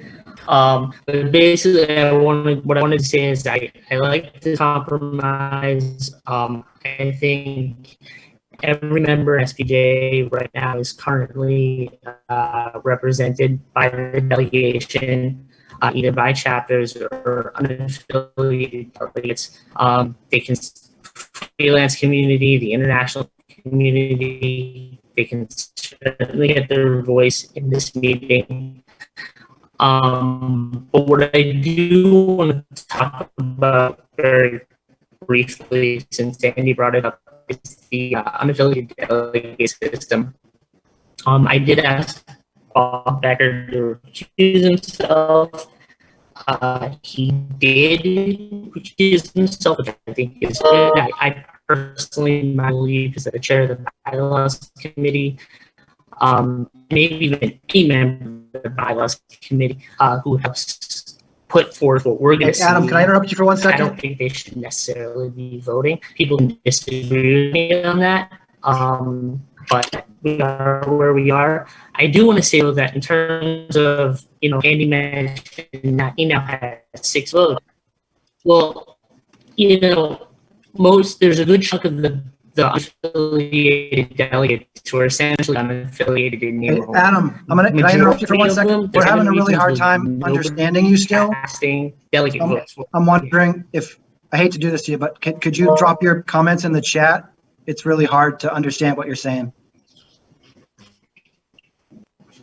If you don't mind doing that, that would be great. I'll move on and we'll make sure that your points get voiced. I'll happy to read them. No idea where we are.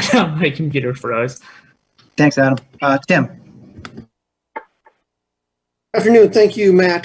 Tim Igo, president of the Valley of the Sun, that's Arizona Pro Chapter. From the top, I guess I should say that my inclination is to support this change, which means I guess half the people here smile and half the people stop listening to me. That's the way it's going. But what I want to say is to express a little bit of concern about the way this afternoon's going. And so we've had a lot of conversation about whether people support communities or not, and maybe there are some people on here who hate communities. I don't know. But my challenge as a president is that, the draft I got that I shared with some people I trust who are freelancers is not the draft we're talking about right now, right? So I shared it with them. I tended to like the draft. I shared it with them. They liked it very much. So that bolsters me to come in here to say I support it. And then I see a draft that is revised. And I think everybody's assuming that everybody's in the gaggle or everybody's in the Slack channel and reading every line, and we weren't. And so I'm trying to assess, and maybe Hazel makes me feel better about this. I'm trying to assess whether my members who are freelancers will think that too much is given up. But it sounds like, if I'm not, I guess I wish somebody had taken a minute to describe this new version and what it does for the freelance community and other communities in distinction to the version that we shared with our members or our board. So again, I'll log off right now, but I support it because I tend to hear that they still support it, but it sounds like a version that gives up a good amount in order to get compromise with the people who opposed it. So I'll just leave it there. Thank you, Tim. May I speak? Can I just, May I yeah, speak one second, Bob. So what I'm going to do is I'm going to ask Bob to explain. My apologies, Tim. I thought that's what I'd hoped Bob would do when he first explained the distinction, and I asked the new draft be emailed out. So I'm going to ask Bob to explain, and then Hazel, I think you should speak briefly to the question of what the communities, as their spokesperson, think of the revised version. Bob.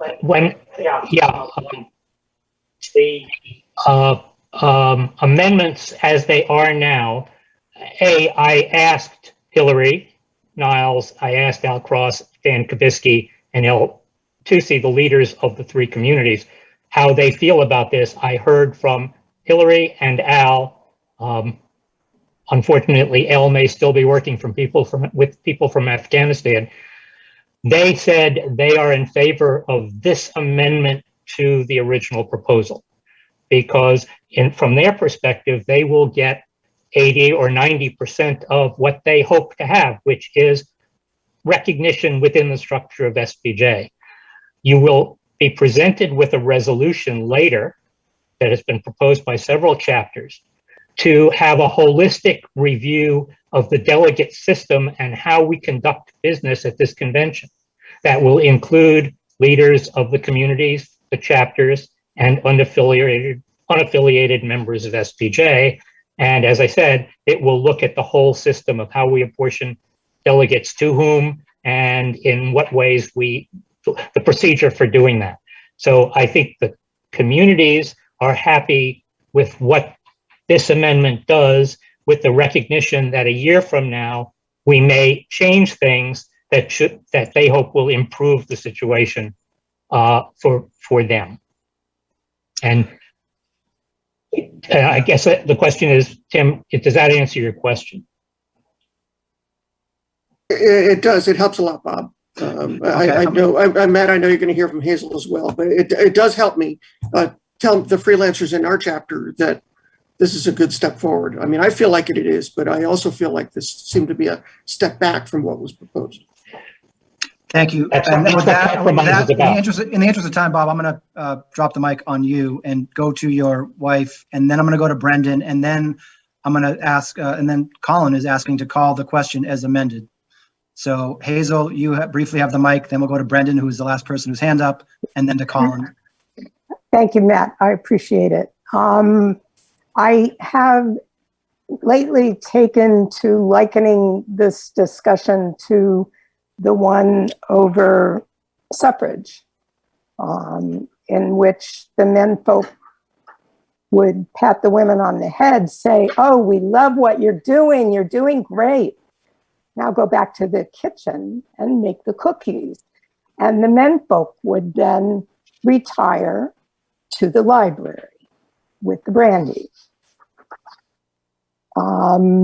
I'm not sure that Elle and Dan and Hillary necessarily go along with me. I know you don't get it, Mike Puente, I'm sorry. But it's yes, you guys keep saying how great we are, how much you love us. That's fine, as long as we don't get a vote.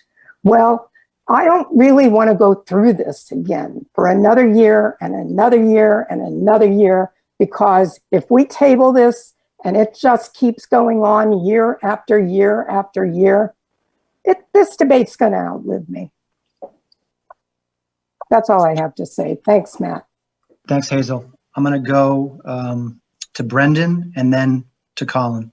And then at some point also I'll read Adam's comments actually before going to Colin. So Brendan, you're next. Thank you. Brendan O'Reilly, I'm with the Press Club of Long Island. A couple things.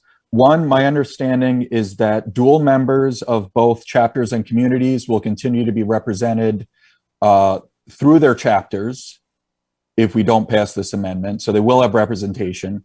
Second, if someone is unaffiliated with a chapter and perhaps they are only a member of a community, they're not a member of a chapter, they will be represented by regional delegates. So they do in fact have representation.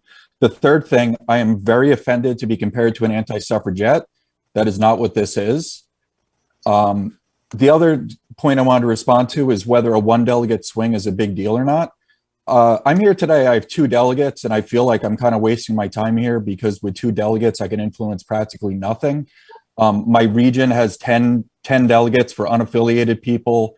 Somebody could come in and cast 10 votes and they don't represent any chapter's interests. They only represent their own interests. And my 2 votes mean nothing. When I say I mean Press Club of Long Island. I had to serve on my board for 3 years to be here. I had to be elected president to be here. All of my votes today are influenced by a consensus of my elected board of chapter leaders. So when somebody tells me it's not a big deal if I lose a delegate, I'm here today with 2 delegates. Based on what I've learned today, I actually should have had 3. We have 107 members. We should have had 3 delegates today. We have 2. I'm not going to fight that point. I'll leave it till next year. But when I'm told it doesn't matter if you go down to 2 or you go down to 1, if I should have had 50% more delegates today. So 1 vote swing is a very, very big swing for us. That's, half of our votes are affected by this. I am in favor of this amendment to the proposed amendment to the bylaws, and I'll leave it at that. Thank you, Brendan. Adam just reiterated in the chat that he supports the revised motion, and then there's some other language in there that I think is off subject about changes to the system, which maybe next year's convention can tackle. I'm going to go to Colin with a motion to call a vote. Is there a second? Or Colin? I just want to say that, I just want to say that the delegate discussion is not over, and I call the proposal as amended. I call the question on that. Is there a second? I second. Connecticut. Second. Thank you. Victoria Sundquist is the second. Bill, explain this to the members. This means that the vote ends this and we move on to the next thing, or this means that we need a second vote? No, the question has been called, so therefore you move to vote on whether to amend the bylaws change that was in the packet 60 days ago. You're amending it to take out the delegate language. If you take out, if this, Point of order, Bill, aren't we voting on whether or not to cut off debate first? you don't have to vote on that. Once the Okay. That was my understanding. Okay, thank you. Okay, so there will have to be two votes. First is to move, as Colin said, to get to this vote, and then a second to amend it, and then to approve it. So you're voting on the amendment now. Voting on the amendment to go with the revised version, which seems to be a compromised version that a lot of people agree with. I would recommend a poll, Matt. Yeah. This takes a 2/3 vote. Yeah. This takes a Actually, Matt, 2/3 vote. I would really like to see hands here because I want to see how other people are voting. That's what would happen if we were all in New Orleans. I realize that'll slow things down, and I apologize for that. But a lot happened in the hour before this meeting started. Is there What requires a 2/3 vote? Bill? Somebody said this requires a 2/3 vote. I don't believe so. I didn't say that. Because you are amending the original language that we sent Okay. to delegates at the 60-day mark. We're voting now on just the amendment that removes the delegate language. So this is the 2/3 vote to amend. It would need a simple majority vote after. John, can we, how many votes? So we currently have, because we had a delegate depart and came back but is in the waiting room, we have 89 votes with 59 delegates, which means that a 2/3 majority would be 60 votes. So should we just go right to a vote for all people with their multi-votes? It seems like that's going to come into play here.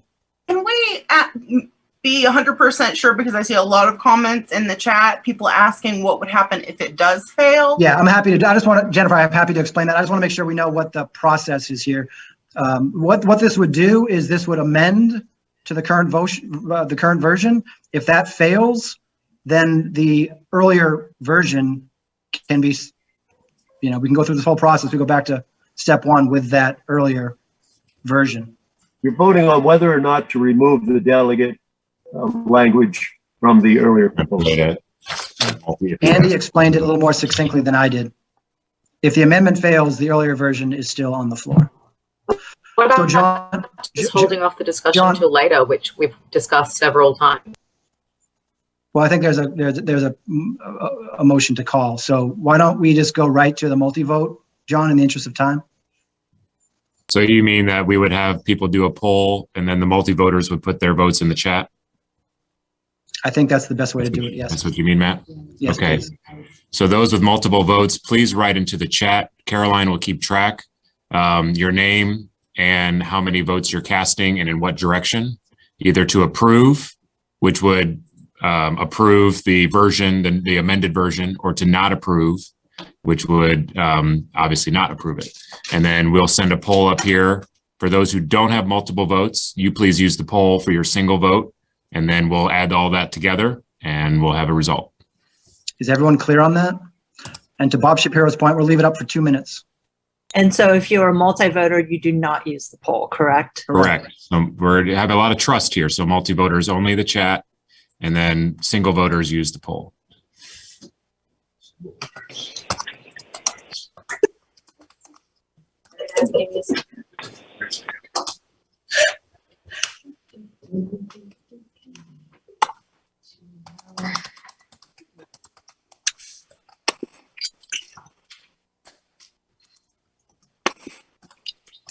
And John, what's the number we need for 2/3? 60.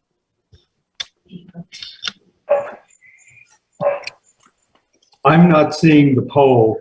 Nor am I. We're building it. Hold on one second, please. Okay. I appreciate everyone's patience. If you're voting in the chat to alleviate any confusion, that's only for multi-voters, and please state how many votes you have.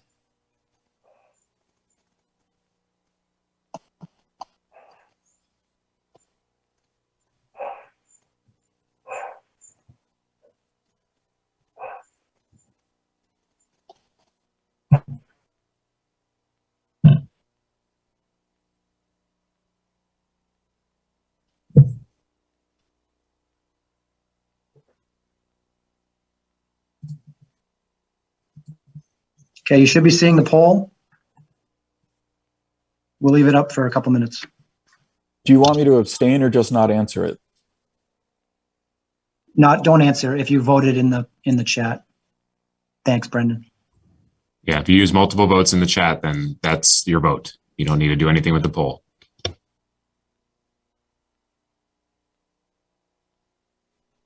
And John, if everyone votes before the 2 minutes are up, you can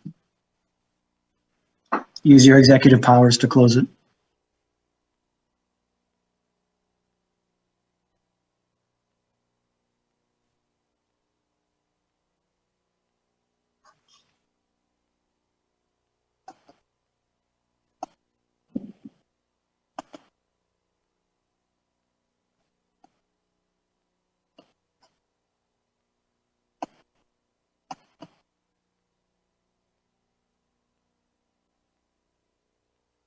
Reminder, if you're putting your votes in the chat, you need to tell us which way you're voting, for or against, and then how many votes.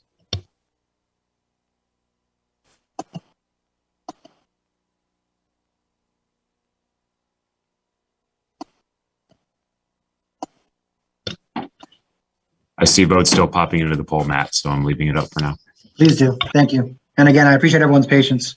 Just to let you know, we had budgeted till, I think, 3 o'clock for this meeting, but clearly this is an important issue. I'm glad everyone is getting a chance to speak.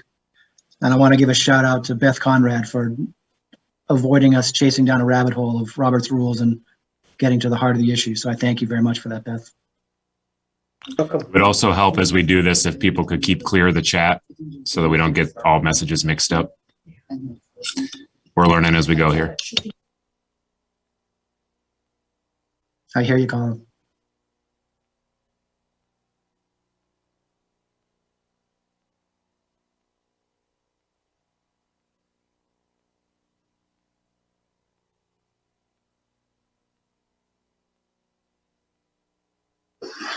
Okay. So what does that do for the number? So we've got a vote on the poll, and right now staff is adding up the multiple votes. Okay. Thanks again for everyone's patience. 3 votes no.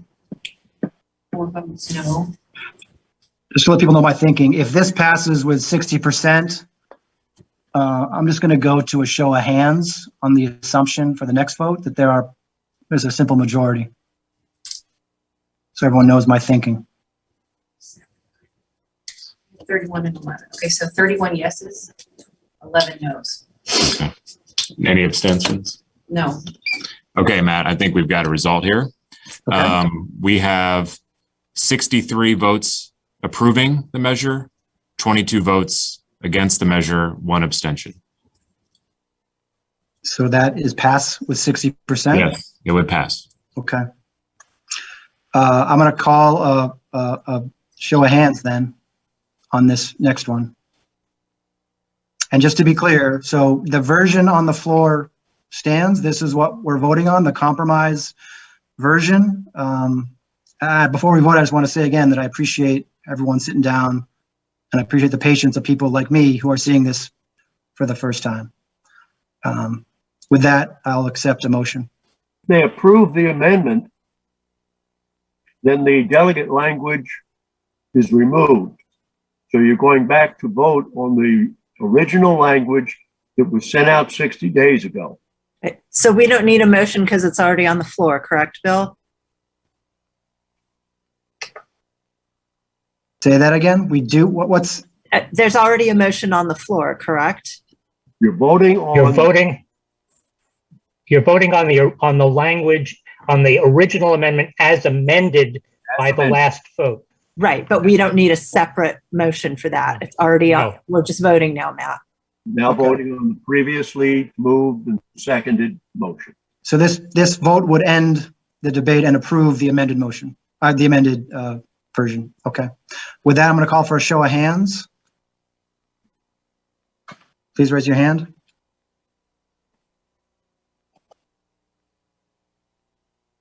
I'm seeing a lot of hands, and I'm going to say that by consensus, we have that new version Passed. Do we want to go back to the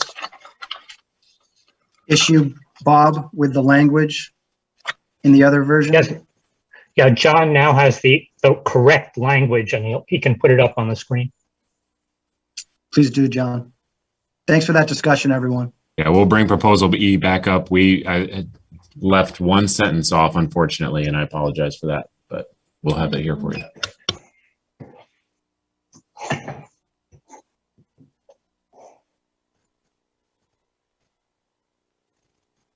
So you'll see on section 6 there, the green wording is was somehow left off of when we sent this out. So, but it was in the original proposal that Bob and the bylaws committee brought to the board in April. So apologize for that. Okay. And so I'm going to go off memory, which is always dangerous after a day like this. Colin's amendment was on the floor to change the name? To change to vice president, to change back to president-elect. Okay. So this change would be as written originally that you saw, with that one change just elucidated. All those in favor, unless there's more discussion, please signify. Can we go back to where we can see delegates? Yeah. Thanks, Bob. Yeah. So this, do we need 2 votes on this, Bill? One for the amendment and then one to enact it? That's a nod of a head. Okay, so here's the first vote to amend as Colin explained. All those in favor, please raise your hand. Again, this takes 2/3 since it's an amendment. Okay, I'm seeing a lot of hands. All those opposed, raise your hands. And if you have a hand up on the screen, a little icon, please take that down so I don't get confused. Okay, I'm seeing Vincent, Stephanie, Hazel, Randy, Jennifer, Eric, Georgiana. Matt, I think because of the multi-voter system. I think we're gonna have to do it by the same way we did for that other one. John, if you could queue up a poll, and if we could drop in chat multiple votes, and to make it easier on HQ, just one note that says who you are, where you're from, and how many votes you have would be very much appreciated. And again, thanks for everyone's patience. Hi, Matt. Kim. Yes, someone put in the chat that she has no idea what we're voting on right now. Haley, that?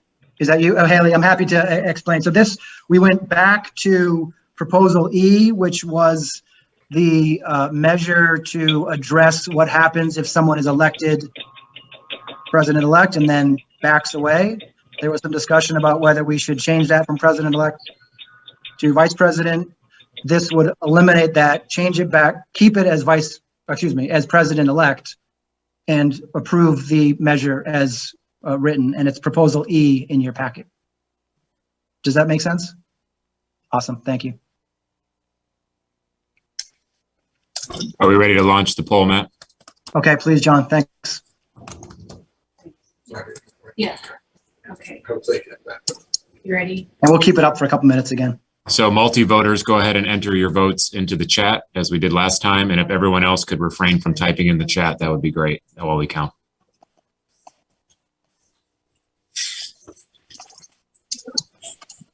10 votes yes.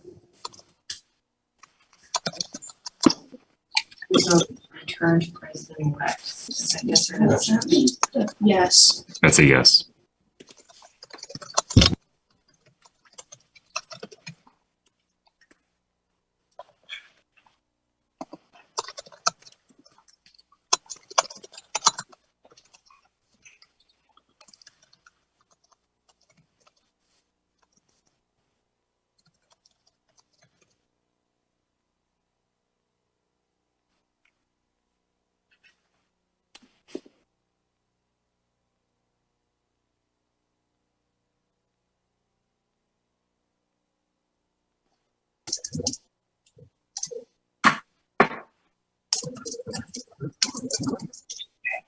Okay, ending the poll.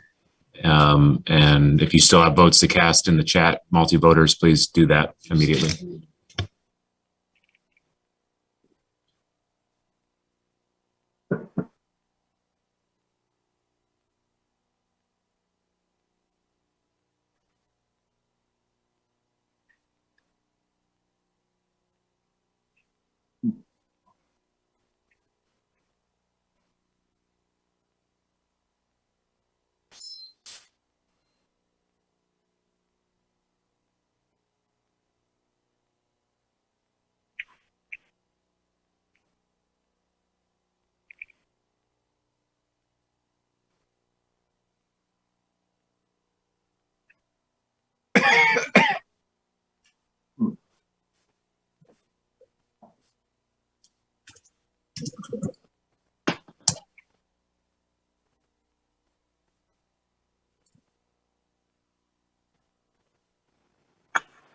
Okay, Matt, the results are 54 approve, 33 do not approve, 0 abstain.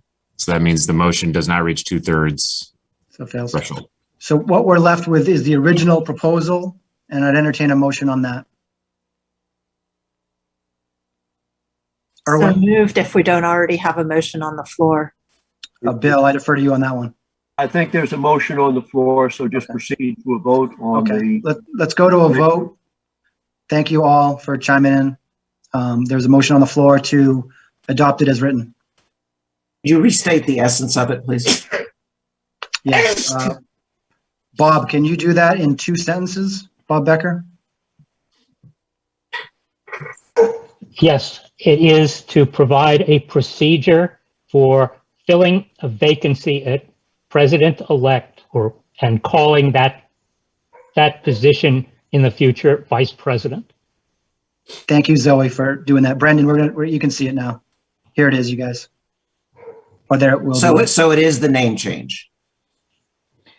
Both provisions. Yeah, correct.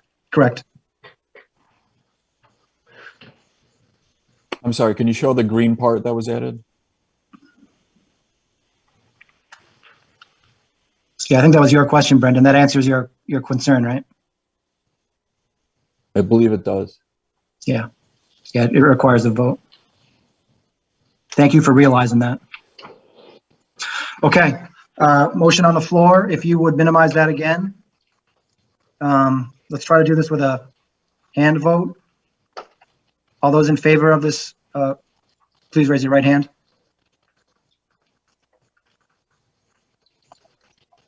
Seeing a lot of hands. Let's go to those opposed.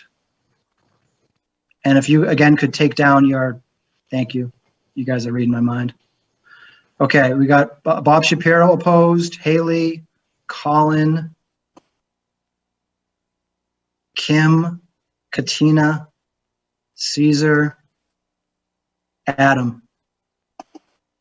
This just requires a simple majority, so I'm going to call that a consensus. And it passes. You missed Emma again, Matt. Oh, I'm sorry, Emma. Yeah. I apologize. Feeling super upset over here, just crying alone in my room. It's fine. I didn't hear my name. Matt? Yes. Matt? Also vote against it. Oh, Alex. Well, Alex has And I'm a multi-voter. Alex has 10 votes, which complicates it a bit. So I didn't hear my name. I'm going to ask that we I do didn't this- hear my name, Sterling. Can we do it the other way? I'm going to ask that we do this the same way. Let's do the official vote. Yeah, this is not tabling, but actually substantive. Yep, let's do this with a poll. John, if you could queue up a poll and do the same thing. If you have multiple votes, please drop it in the chat. And Now we if should you be have getting good at single this. votes, please use the poll. And we'll keep it up again for a couple. Can you just restate as well what we're voting on, just for everyone, so they're super clear? Sure. Thank you, Emma. Bob, could you please do that in those same concise 2 sentences? Yes. Bob, are you still there? Bob Becker? Yeah. What are you asking? Could you just restate the measure in a couple of short sentences? The measure is to allow the board to fill a vacancy at president-elect, which would in the future be called vice president, for 1 year until the next election when that person would have to be elected. Can I Emma, ask if, Emma, does that answer your, since you asked, Emma, are you clear? And Colin, go ahead while we're waiting for Emma. just if this approved, it would take effect immediately, and then the president-elect title would change to vice president. Is that correct? Not the person who was elected this year was elected as president-elect. I would assume that part of it should take effect a year from now with the next election. So bylaws amendments take effect immediately after the convention. But when we have something that's already fixed, it can't really take effect until the next time it comes up. So in the next election, the candidates would run for vice president. Yeah, that's how I would read it too. So Claire Thank is still president-elect. Thanks for clarifying that, Bob, and for asking the question, Colin.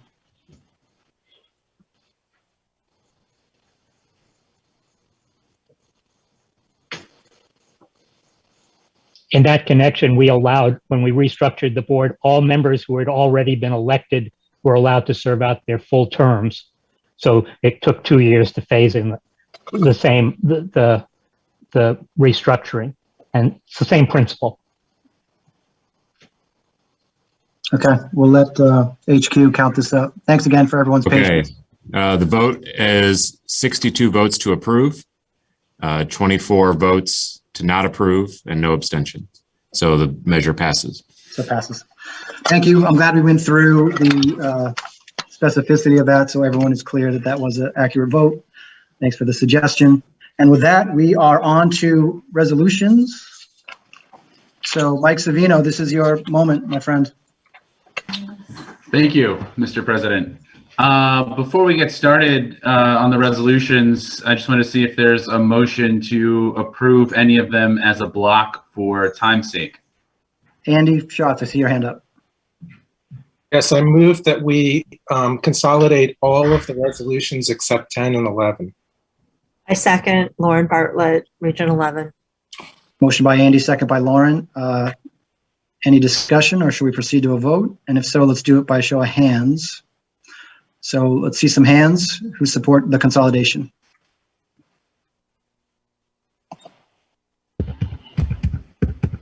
Going through the three screens, okay. That's a lot of hands up. Any opposed?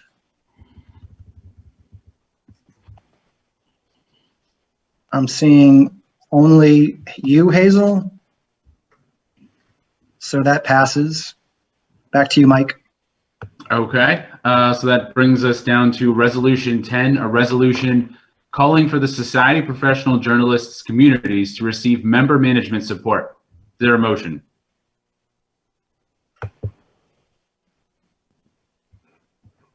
Is there a motion?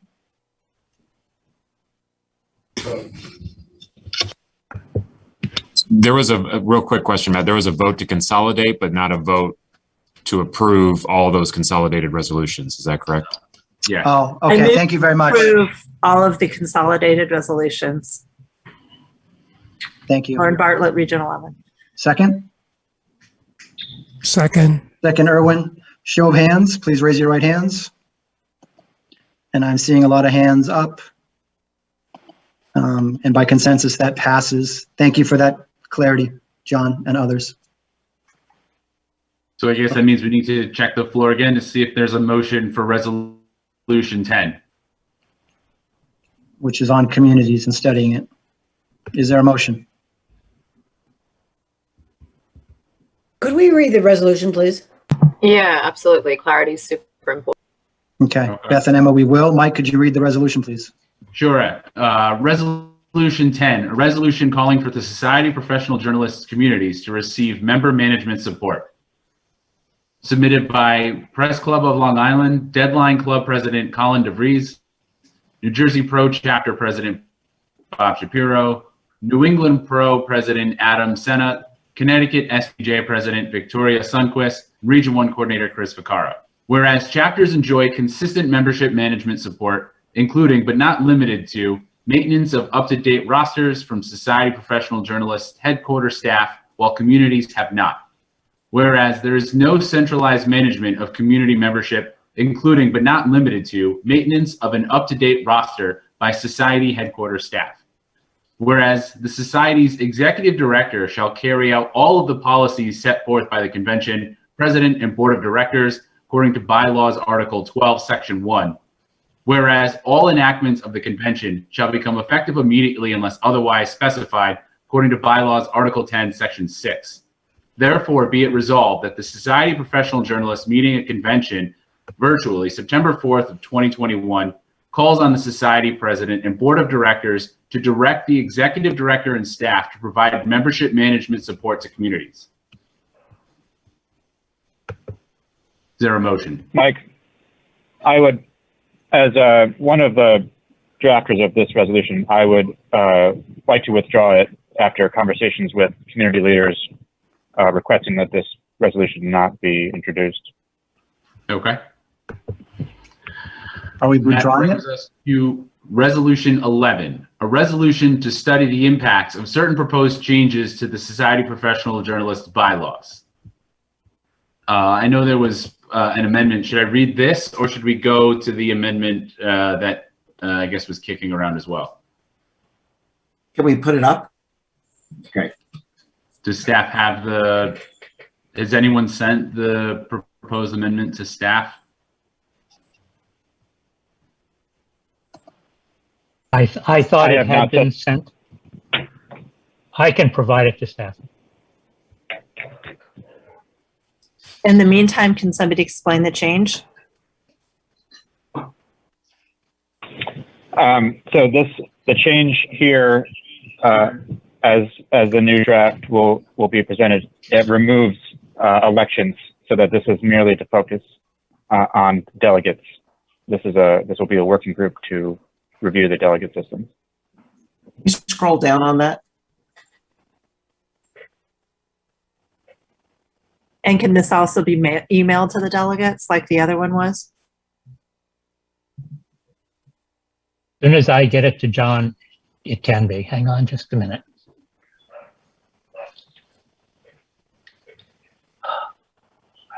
Why?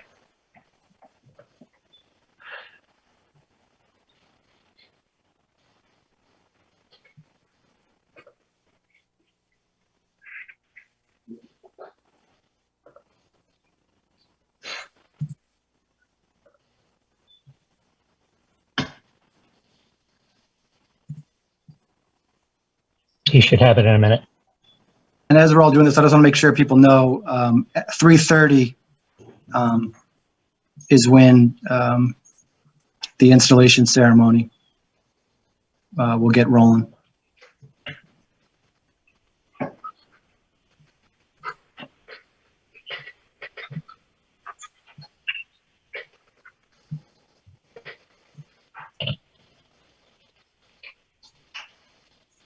Okay, this is the newest version, I think, on the screen.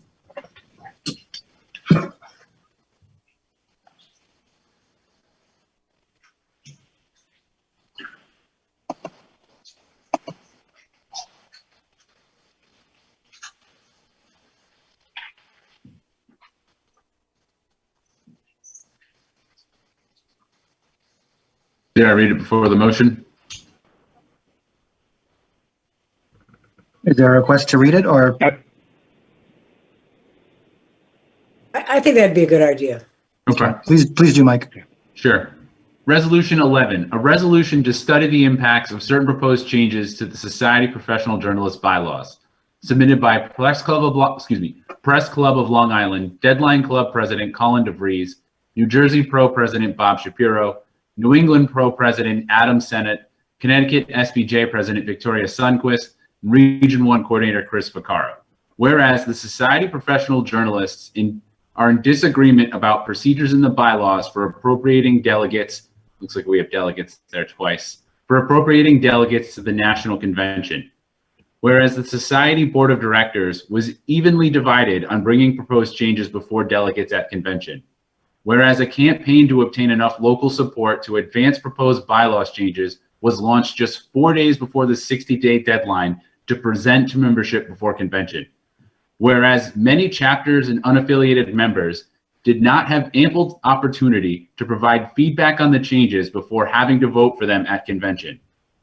Therefore, be it resolved that the Society of Professional Journalists meeting a convention virtually September 4th of 2021 calls for the Society President and Board of Directors to appoint a task force of chapter leaders, community leaders, and unaffiliated members to study the method by which the Society conducts business at its national convention, specifically the apportionment of delegates and whether that method provides equitable representation to chapters, communities, and members who are not affiliated with either. Is there a motion? I will move it. I motion. Beth Conrad. Can we minimize the screen so we can all see each other again? Thanks.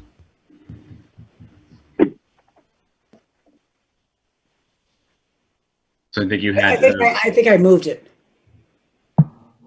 It's Beth Conrad from Detroit. Are you driving the bus on this, Mike? What's that? Are you driving the bus on this? Is there any, I think that we had a motion in a second. Is there any discussion? I have discussion. Go ahead. I'm down as a co-sponsor of this, but there was a significant change this afternoon. I would be in favor of this task force not being limited to just delegates. As I said earlier, I think delegates have limited power anyway. I'm in favor of representative democracy, and I may, task force may wish to expand the national board, do any number of things to expand representation fairly and equally to everyone.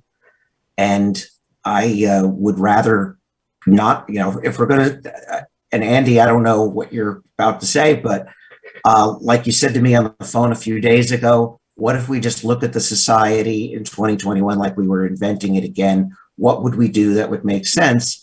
I'd like to see the task force have that freedom. In the end, it's just a recommendation. So I'd rather that their discussions not be limited. I'm not sure of the procedure in this forum to put forward what I just said. If you wanted to propose an amendment, you could present some language. In the meantime, was there anyone else who wanted to comment? If you could drop it in the chat or message me and let me know. Looks like Andy has a hand up. Okay, go ahead, Andy.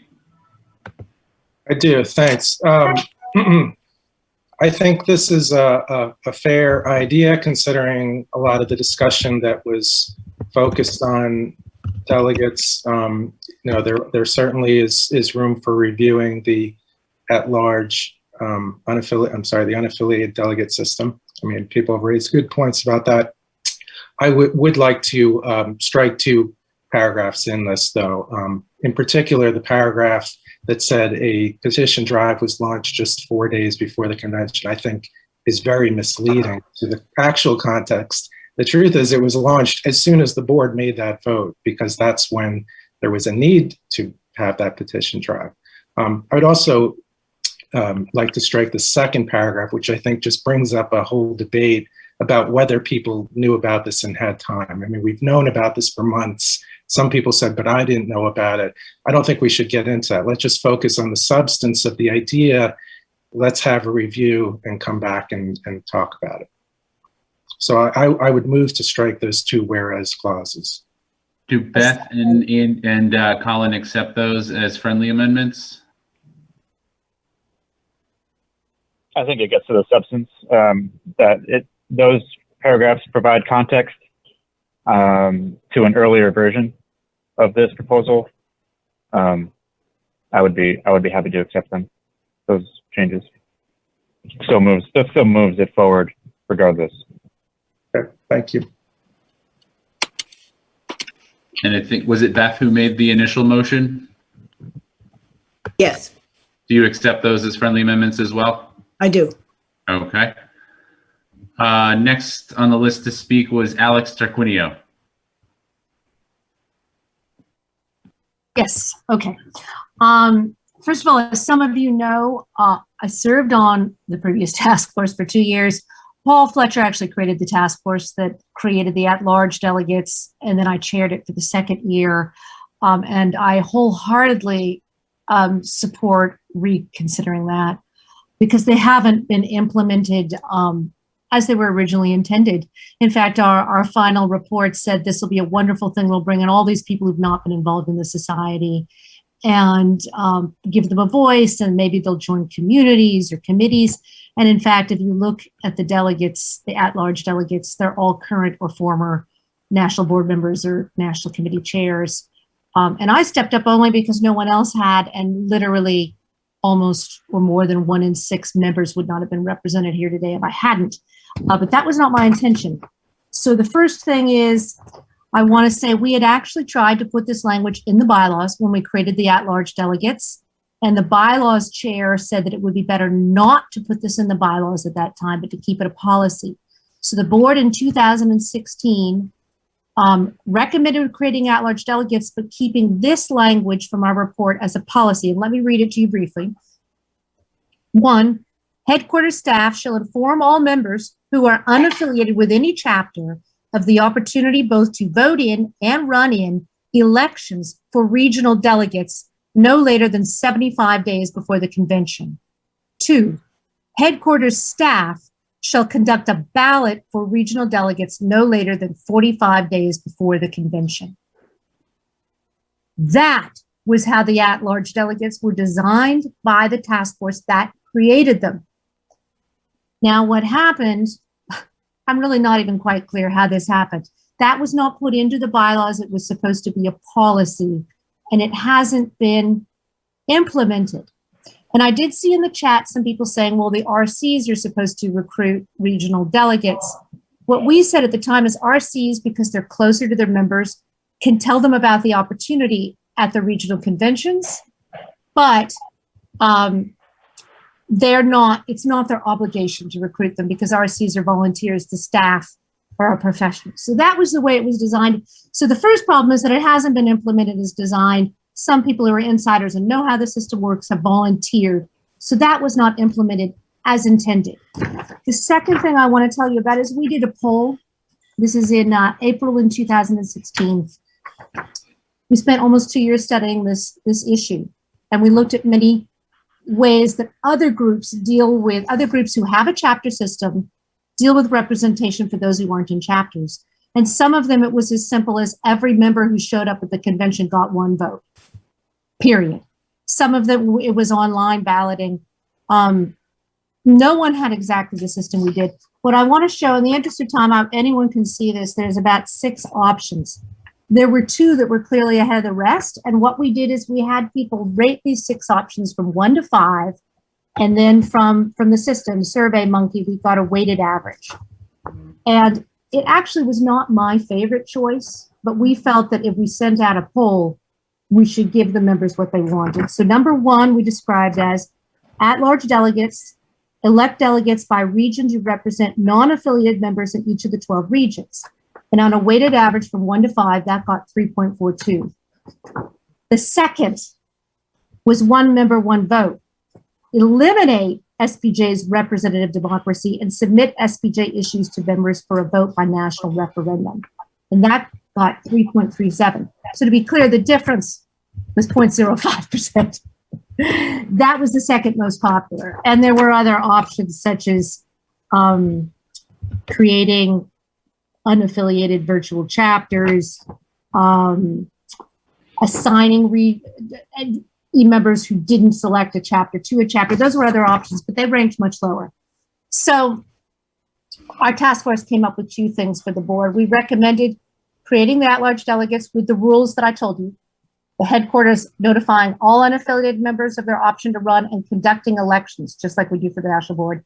And the second thing we recommended was informing the delegates that they had the right to hold referendums, to bring anything that they feel is important, such as bylaws amendments or very important resolutions, to a vote, 1 member, 1 vote by the whole membership.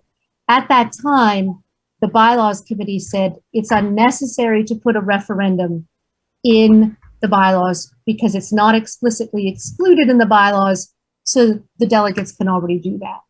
So that's it. That's the brief summary of 2 years of work. I do feel that we need a task force to look at this.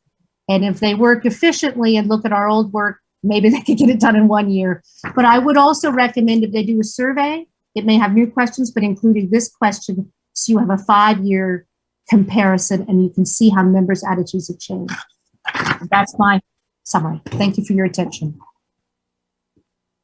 Bob Becker is next, and then Bob Shapiro has a proposed amendment in the chat, so I'll let him speak to raise that. Just real quick, I'm sorry to be Bob Becker's, you're not a delegate, so I just want to make sure we're aware of that for speaking purposes. Sorry, Bob.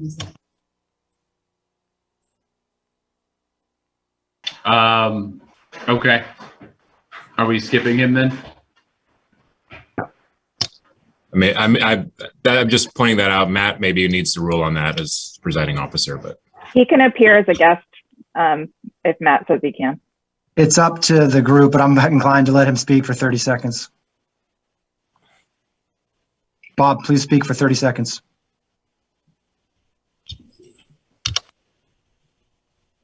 $25. Okay. You're missing your sorry. chance. Yes. We considered, actually, the procedure that was used this year was to notify members of the unaffiliated delegate systems, and elections were only necessary if more people volunteered than there were votes. That was the original proposal. And so the system worked. It just didn't have any takers in a lot of places. That's all I have to say. Thank you for hitting that, Mark. And Mike, I don't know if you saw, Lauren had her hand up too. I see Lauren and Bob Shapiro's hands up. Yeah, why don't we go to Lauren first, since she's a first timer and she can speak before the amendment, and then we'll go to Bob Shapiro. Thanks, Mike. I also served on the 41% task force, as it was called, and just wanted to make a clarification about one thing, which is it has worked exactly the way it was intended to work. And just like we had fewer than 1,000 members vote in our election, where we have about 6,000 members, not a lot of people have stepped up to seek to be delegates. That being said, I think that there certainly should be more discussion out there. I think it's incredibly appropriate for regional coordinators to talk to unaffiliated members. And one thing that might help is if there's a greater attempt by the board and the RCs to engage the unaffiliated members in the society, because at this point, there really isn't any. My second point is I agree with Bob Shapiro. I don't think this should be narrow and only be about delegates. He or somebody else talked about whether or not we need to look at governance. Has the smaller board worked, or do we want the RCs back as RDs? And I support his proposed amendment. I think we need a broader look. Right now I'm going to, if this passes either way, volunteer and ask to be considered to be on that task force because of my experience in the society and its governance. Bob Shapiro, your proposed amendment. Yes, I'm glad Lauren characterized it, because I guess it's coming across the way I did intend it. As you know, I just typed this up quickly. I'm just trying to say it should be a broad view, because not so much about the problems, the remedies could lie outside of delegates. So I would like it to be a broad view. That's what I mean to say. And as Lauren did, I'd like to be part of this. I don't know, frankly, who appoints the group. If it's the current president, the new president, I would simply like to be a part of it. And I just want to point out, Matt, you did say you were going to read Adam's comments at some point. I don't even know when that should happen. I read those earlier. Sorry.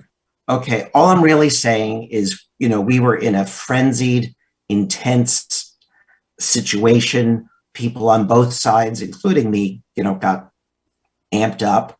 And I would look forward to just addressing everything in a working group that is more relaxed, has a little more time, and, where we could all be more open to compromise. I don't know, Bob, do you want to make a formal motion reading your resolution, and then should we have the staff put the change into the document too? Okay, I will make a formal motion. I'm just reading the last paragraph. Therefore, be it resolved. I'll point out to people, I only removed the part of at its national convention, specifically the apportionment of delegates, and then I just changed some language to make it grammatical. So it would be, therefore be it resolved that the Society of Professional Journalists meeting in convention virtually September 4th, 2021, calls on the Society President and Board of Directors to appoint a task force of chapter leaders, community leaders, and unaffiliated members, I hope that's everyone, to study the method by which the Society conducts its business and whether its methods provides equitable representation to chapters, communities, and members who are not affiliated with either. As I understand it, it's a working group to provide recommendations. Do the proponents of the initial bill accept this as a friendly amendment? I do. I guess my question, I'm trying to type it here, but my question now is if is it the president's, could it be the president's prerogative to broaden the scope of the task force, or does it need to be written in the bylaws, in the resolution? I'm sorry. It needs to be in the resolution, right, Bill? Well, and our resolution is technically binding. No. They're binding, but I'm sure the new president can decide if she wants to extend it. It doesn't limit her. That she would be required to do it this way if it is approved, if this is what the language is that's approved, correct? She can't restrict it. She can just add to it. I think that's correct, yes. Does that answer your question, Colin? Yeah, I mean, just looking at the makeup of the national board, I feel like needs more time, I feel like lumping it in with this resolution, it doesn't really make a lot of sense to me, to be honest. Sorry about. Okay, so if you don't accept it, is there a second to Bob Shapiro's? Lauren Bartlett, Region 11, I second it. Okay, is there any debate on the amendment that's on the floor?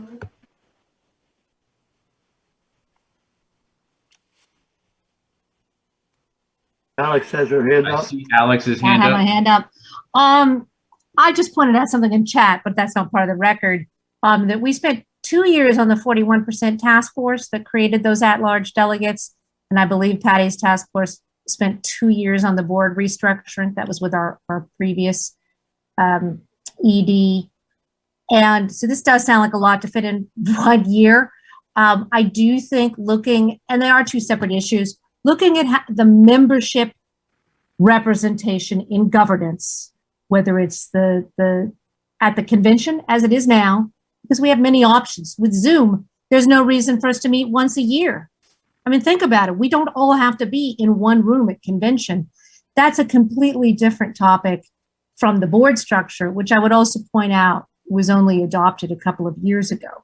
So we haven't given that much time to work. So I would actually look at the two items separately. What to do about the convention representation, and then the board should be a later. You also need to fix, because I don't think that the delegate system works, by the way, as it is now.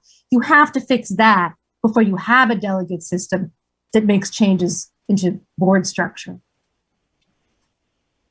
Frederick Mello, is that a hand up, or you just, that's how you're sitting? Anyone Erwin else? has a hand up. Who's that? Erwin. Okay, Erwin, go ahead. You're muted, Erwin. You're muted.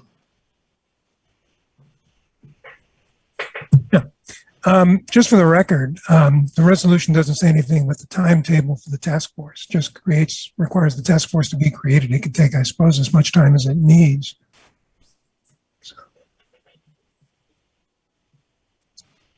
All right.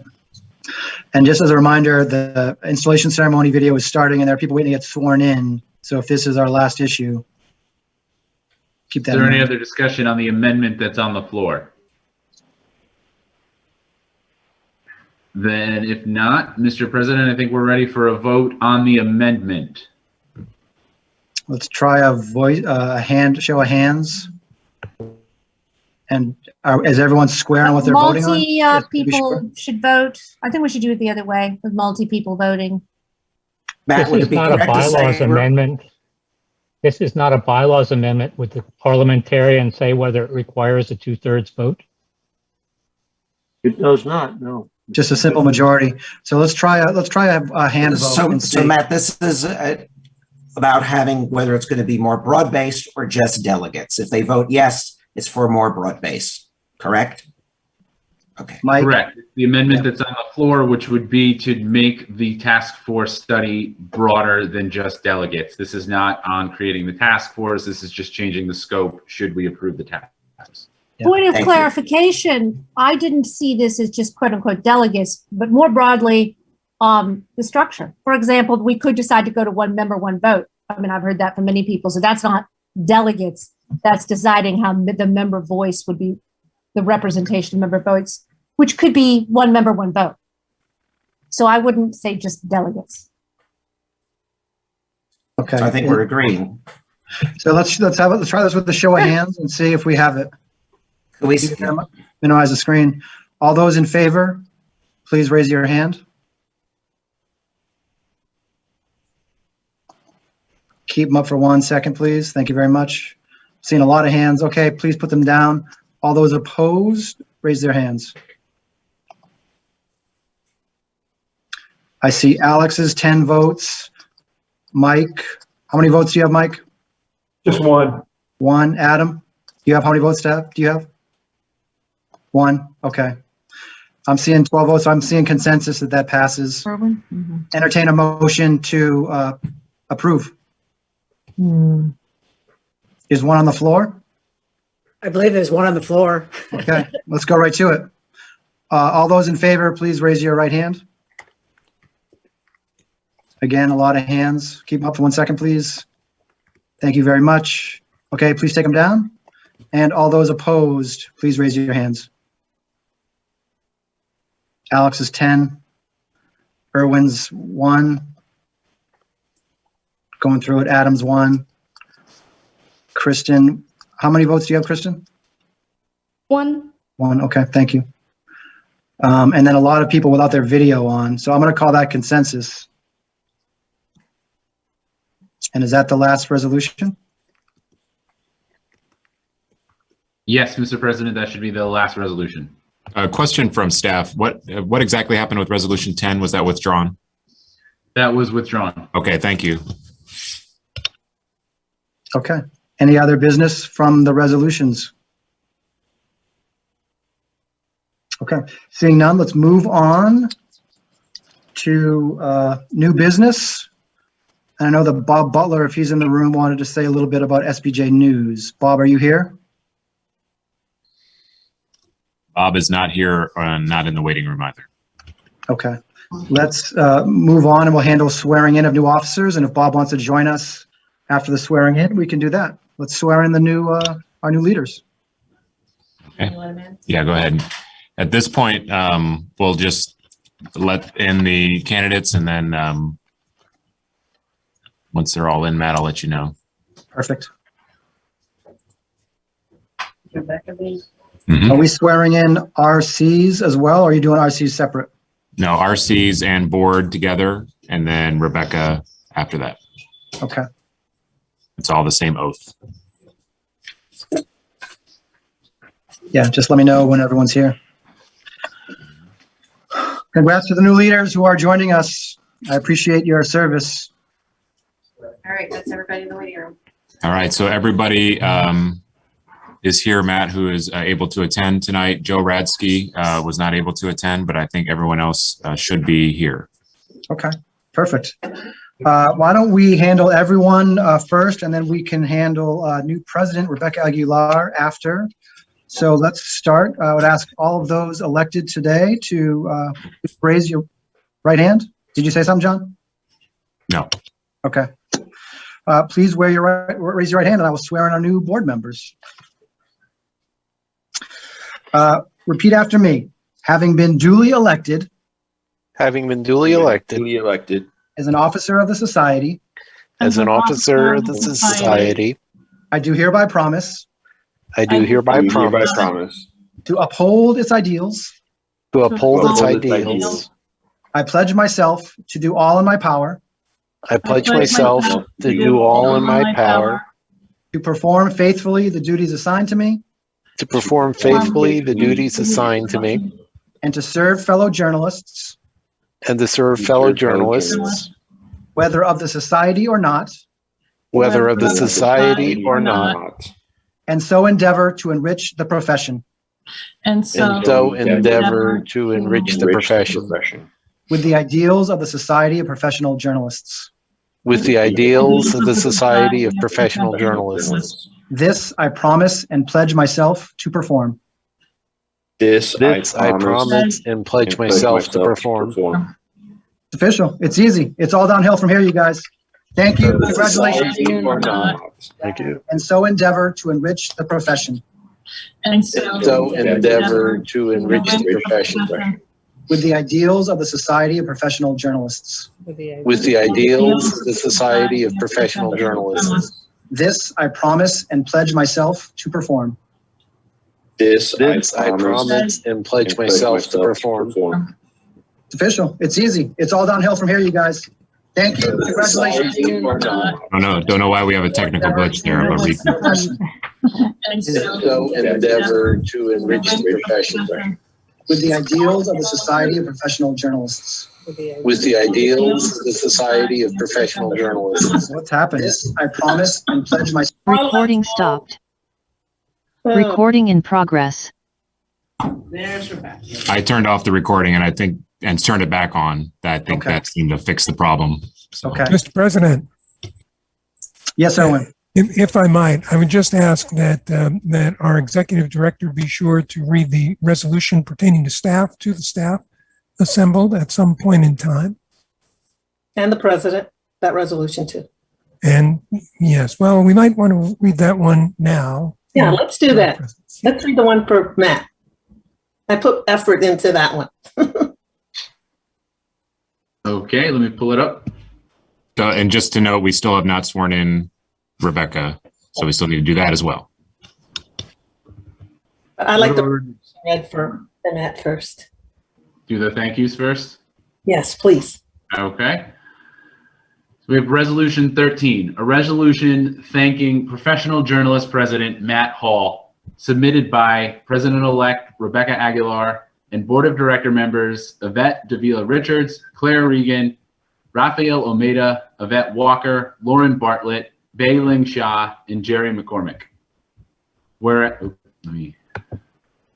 Matthew T. Hall is completing his one-year term as 104th president of the Society of Professional Journalists. Whereas President Hall showed great leadership and strength as we dealt with the unpredictability of the pandemic and its effects on journalists and society members. Whereas he set his goal to bring diversity, inclusion, and equity to our organization and kept his commitment by exploring all areas of the society to make this a reality. Whereas his vision of growth for the organization included starting chapters at schools that educate minority journalists, helped grow our organization. He formed a task force of professionals, college students, and educators to establish new chapters at universities across the country. Whereas he led very successful society campaigns to raise funds, including Day of Giving Back and Sigma Delta Chi Day. Whereas President Hall is perhaps the first or last president to preside over an entirely virtual year, from convention to convention, several meetings with the board and chapters, and never missed a beat. Whereas he was able to make the decision with the board of directors to pivot to an all virtual national conference for safety of the members because New Orleans became a COVID-19 hotspot and was in the path of Hurricane Ida. Whereas he implemented a new strategic plan for the society and has set a positive momentum for decades of success for our organization, and he leaves the organization in a very healthy financial standing. Whereas President Hall continued to defend journalists, fought for open government, and managed the everyday demands of the society, while also committed to his job as the editorial and opinion director of the San Diego Union Tribune, where he has worked since 2001. Therefore, be it resolved that the Society of Professional Journalists, meeting a convention virtually on September 4th, 2021, from members across the country, thank President Hall for his years of dedication, commitment, and courage to lead the society. He departs leaving a stronger and better organization. Thank you. Thank you very much. Kind words, kind words. Very much appreciated.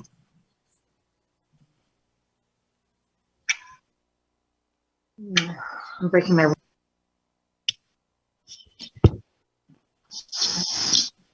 I have Was there, I want to give staff their moment in the sun too. Was there a request to read that before we get to Rebecca's swearing in?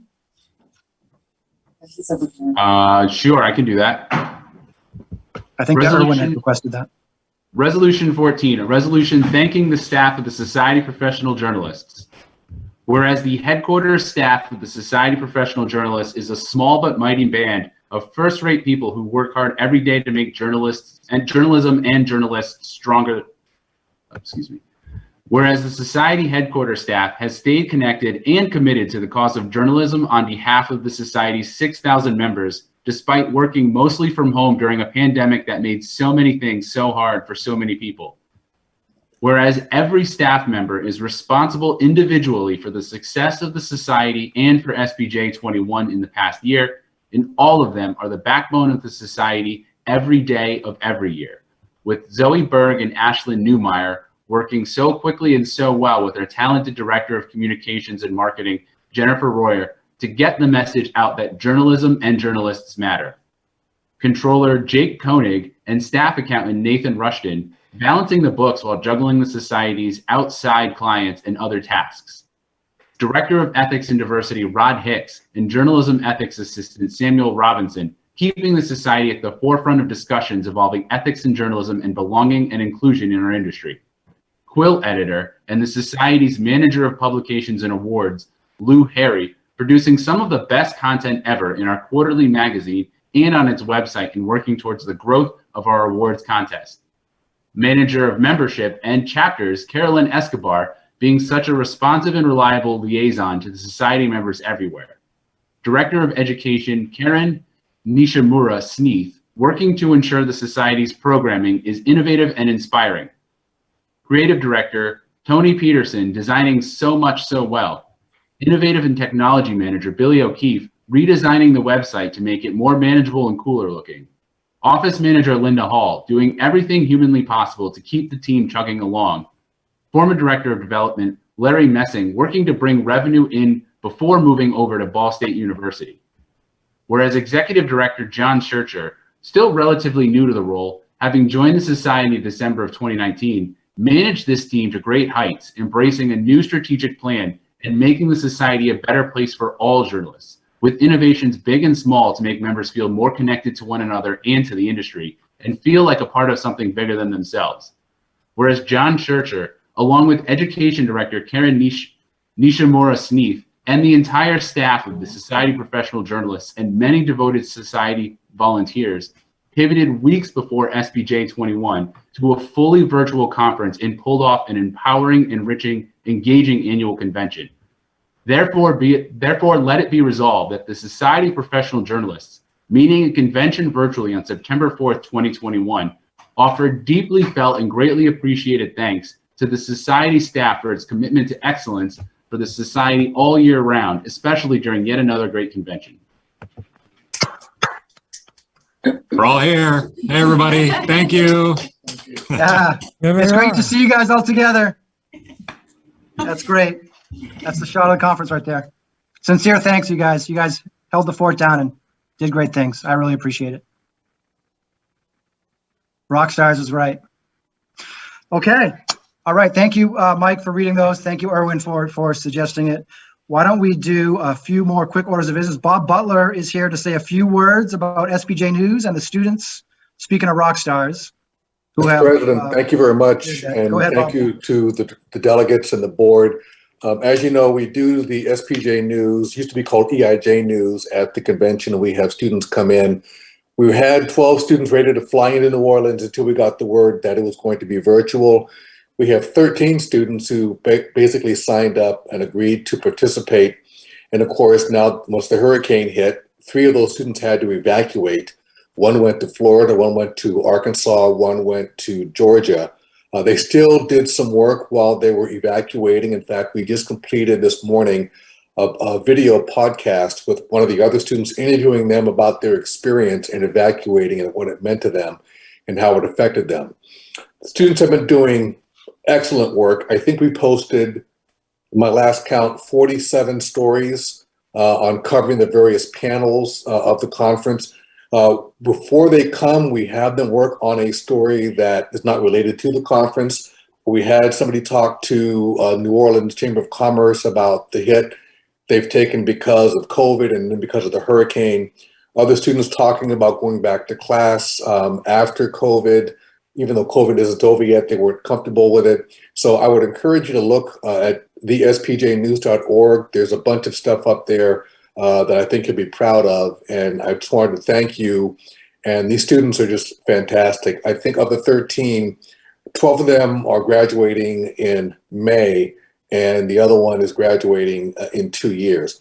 We had 4 mentors. We started with 4 mentors. One is a reporter who worked at Newsday. One, the reporter who worked at the Times-Picayune, and another reporter who worked for Milwaukee, Report for America in Milwaukee, who was actually a student in 2019. His grandmother passed away a couple of days ago, so he was here with us until yesterday. Then he had to go off to the funeral. And of course, the Times-Picayune reporter is working on hurricane coverage. So we ended up with three mentors. It's been a great experience. We're exhausted.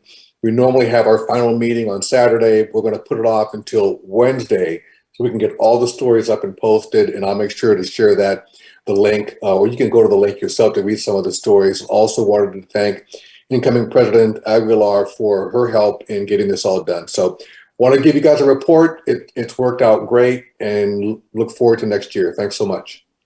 Thank you very much, Bob. You guys, those students are the future of journalism, so I really appreciate the work. 4 stories in 3 days is quite a bit. Puts a lot of current professionals to shame, honestly. Thanks.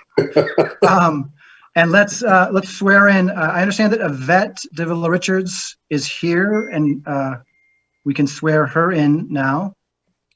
So why don't we? Yeah, thank you. There was technical difficulties. Everything was all over the place. Yeah, no, let's do it. Please raise your right hand, Yvette, and repeat after me. Having been duly elected. Having been duly elected. As an officer of the society. As an officer of this society, the society. I do hereby promise. I do hereby promise. To uphold its ideals. To uphold its ideals. I pledge myself to do all in my power. I pledge myself to do all in my power. To perform faithfully the duties assigned to me. To perform faithfully the duties assigned to me. And to serve fellow journalists. And to serve fellow journalists. Whether of the society or not. Whether of the society or not. And so endeavor to enrich the profession. And so endeavor to enrich the profession. With the ideals of the Society of Professional Journalists. With the ideals of the Society of Professional Journalists. This I promise and pledge myself to perform. This I definitely promise and pledge myself to perform. There you go. It's official. Congratulations. Yay. Woohoo! Thank you. Thank you. Appreciate all you're going to do this year and all you've done to date. Thank you. It was good working with you, Matt. I enjoyed it. And with that, let's get to your new president in about 30 seconds, Rebecca Aguilar. Please raise your right hand and repeat after me. Having been duly elected. Having been duly elected. As an officer of the society. As an officer of the society. I do hereby promise. I hereby do promise. To uphold its ideals. To uphold its ideals. I pledge myself to do all in my power. I pledge myself to do all in my power. To perform faithfully the duties assigned to me. To perform duly, excuse me, one more time on that one. Yeah, to perform faithfully the duties assigned to me. To perform faithfully the duties assigned to me. And to serve fellow journalists. And to serve fellow journalists. Whether of the society or not. Whether of the society or not. And so endeavor to enrich the profession. And so endeavor to enrich the profession. With the ideals of the Society of Professional Journalists. With the ideals of the Society of Professional Journalists. This I promise and pledge myself to perform. This I promise and pledge myself to perform. There you go. Official. You're in. Thank you, Matt. Thank you, Rebecca, and good luck to you. I know you're going to have a great year. I'll be calling you. There you go. My notes say, as a reminder, the President's Award Ceremony follows this meeting at 3:30 Eastern, but it's playing now and will be available for review for all those who would like to watch it. I encourage you to zip over now. And with that, if there are no other announcements, I will entertain a motion to adjourn and get this party started. Motion to adjourn. Can I do it? I'll second that. Second that. There you go. All those in favor, please signify by saying aye. Aye. Aye. No opposed, no abstentions. I will see you all at the hotel bar in 2022. Thanks, Thanks, guys. everybody. Great work. Great convention. Thanks, Matt.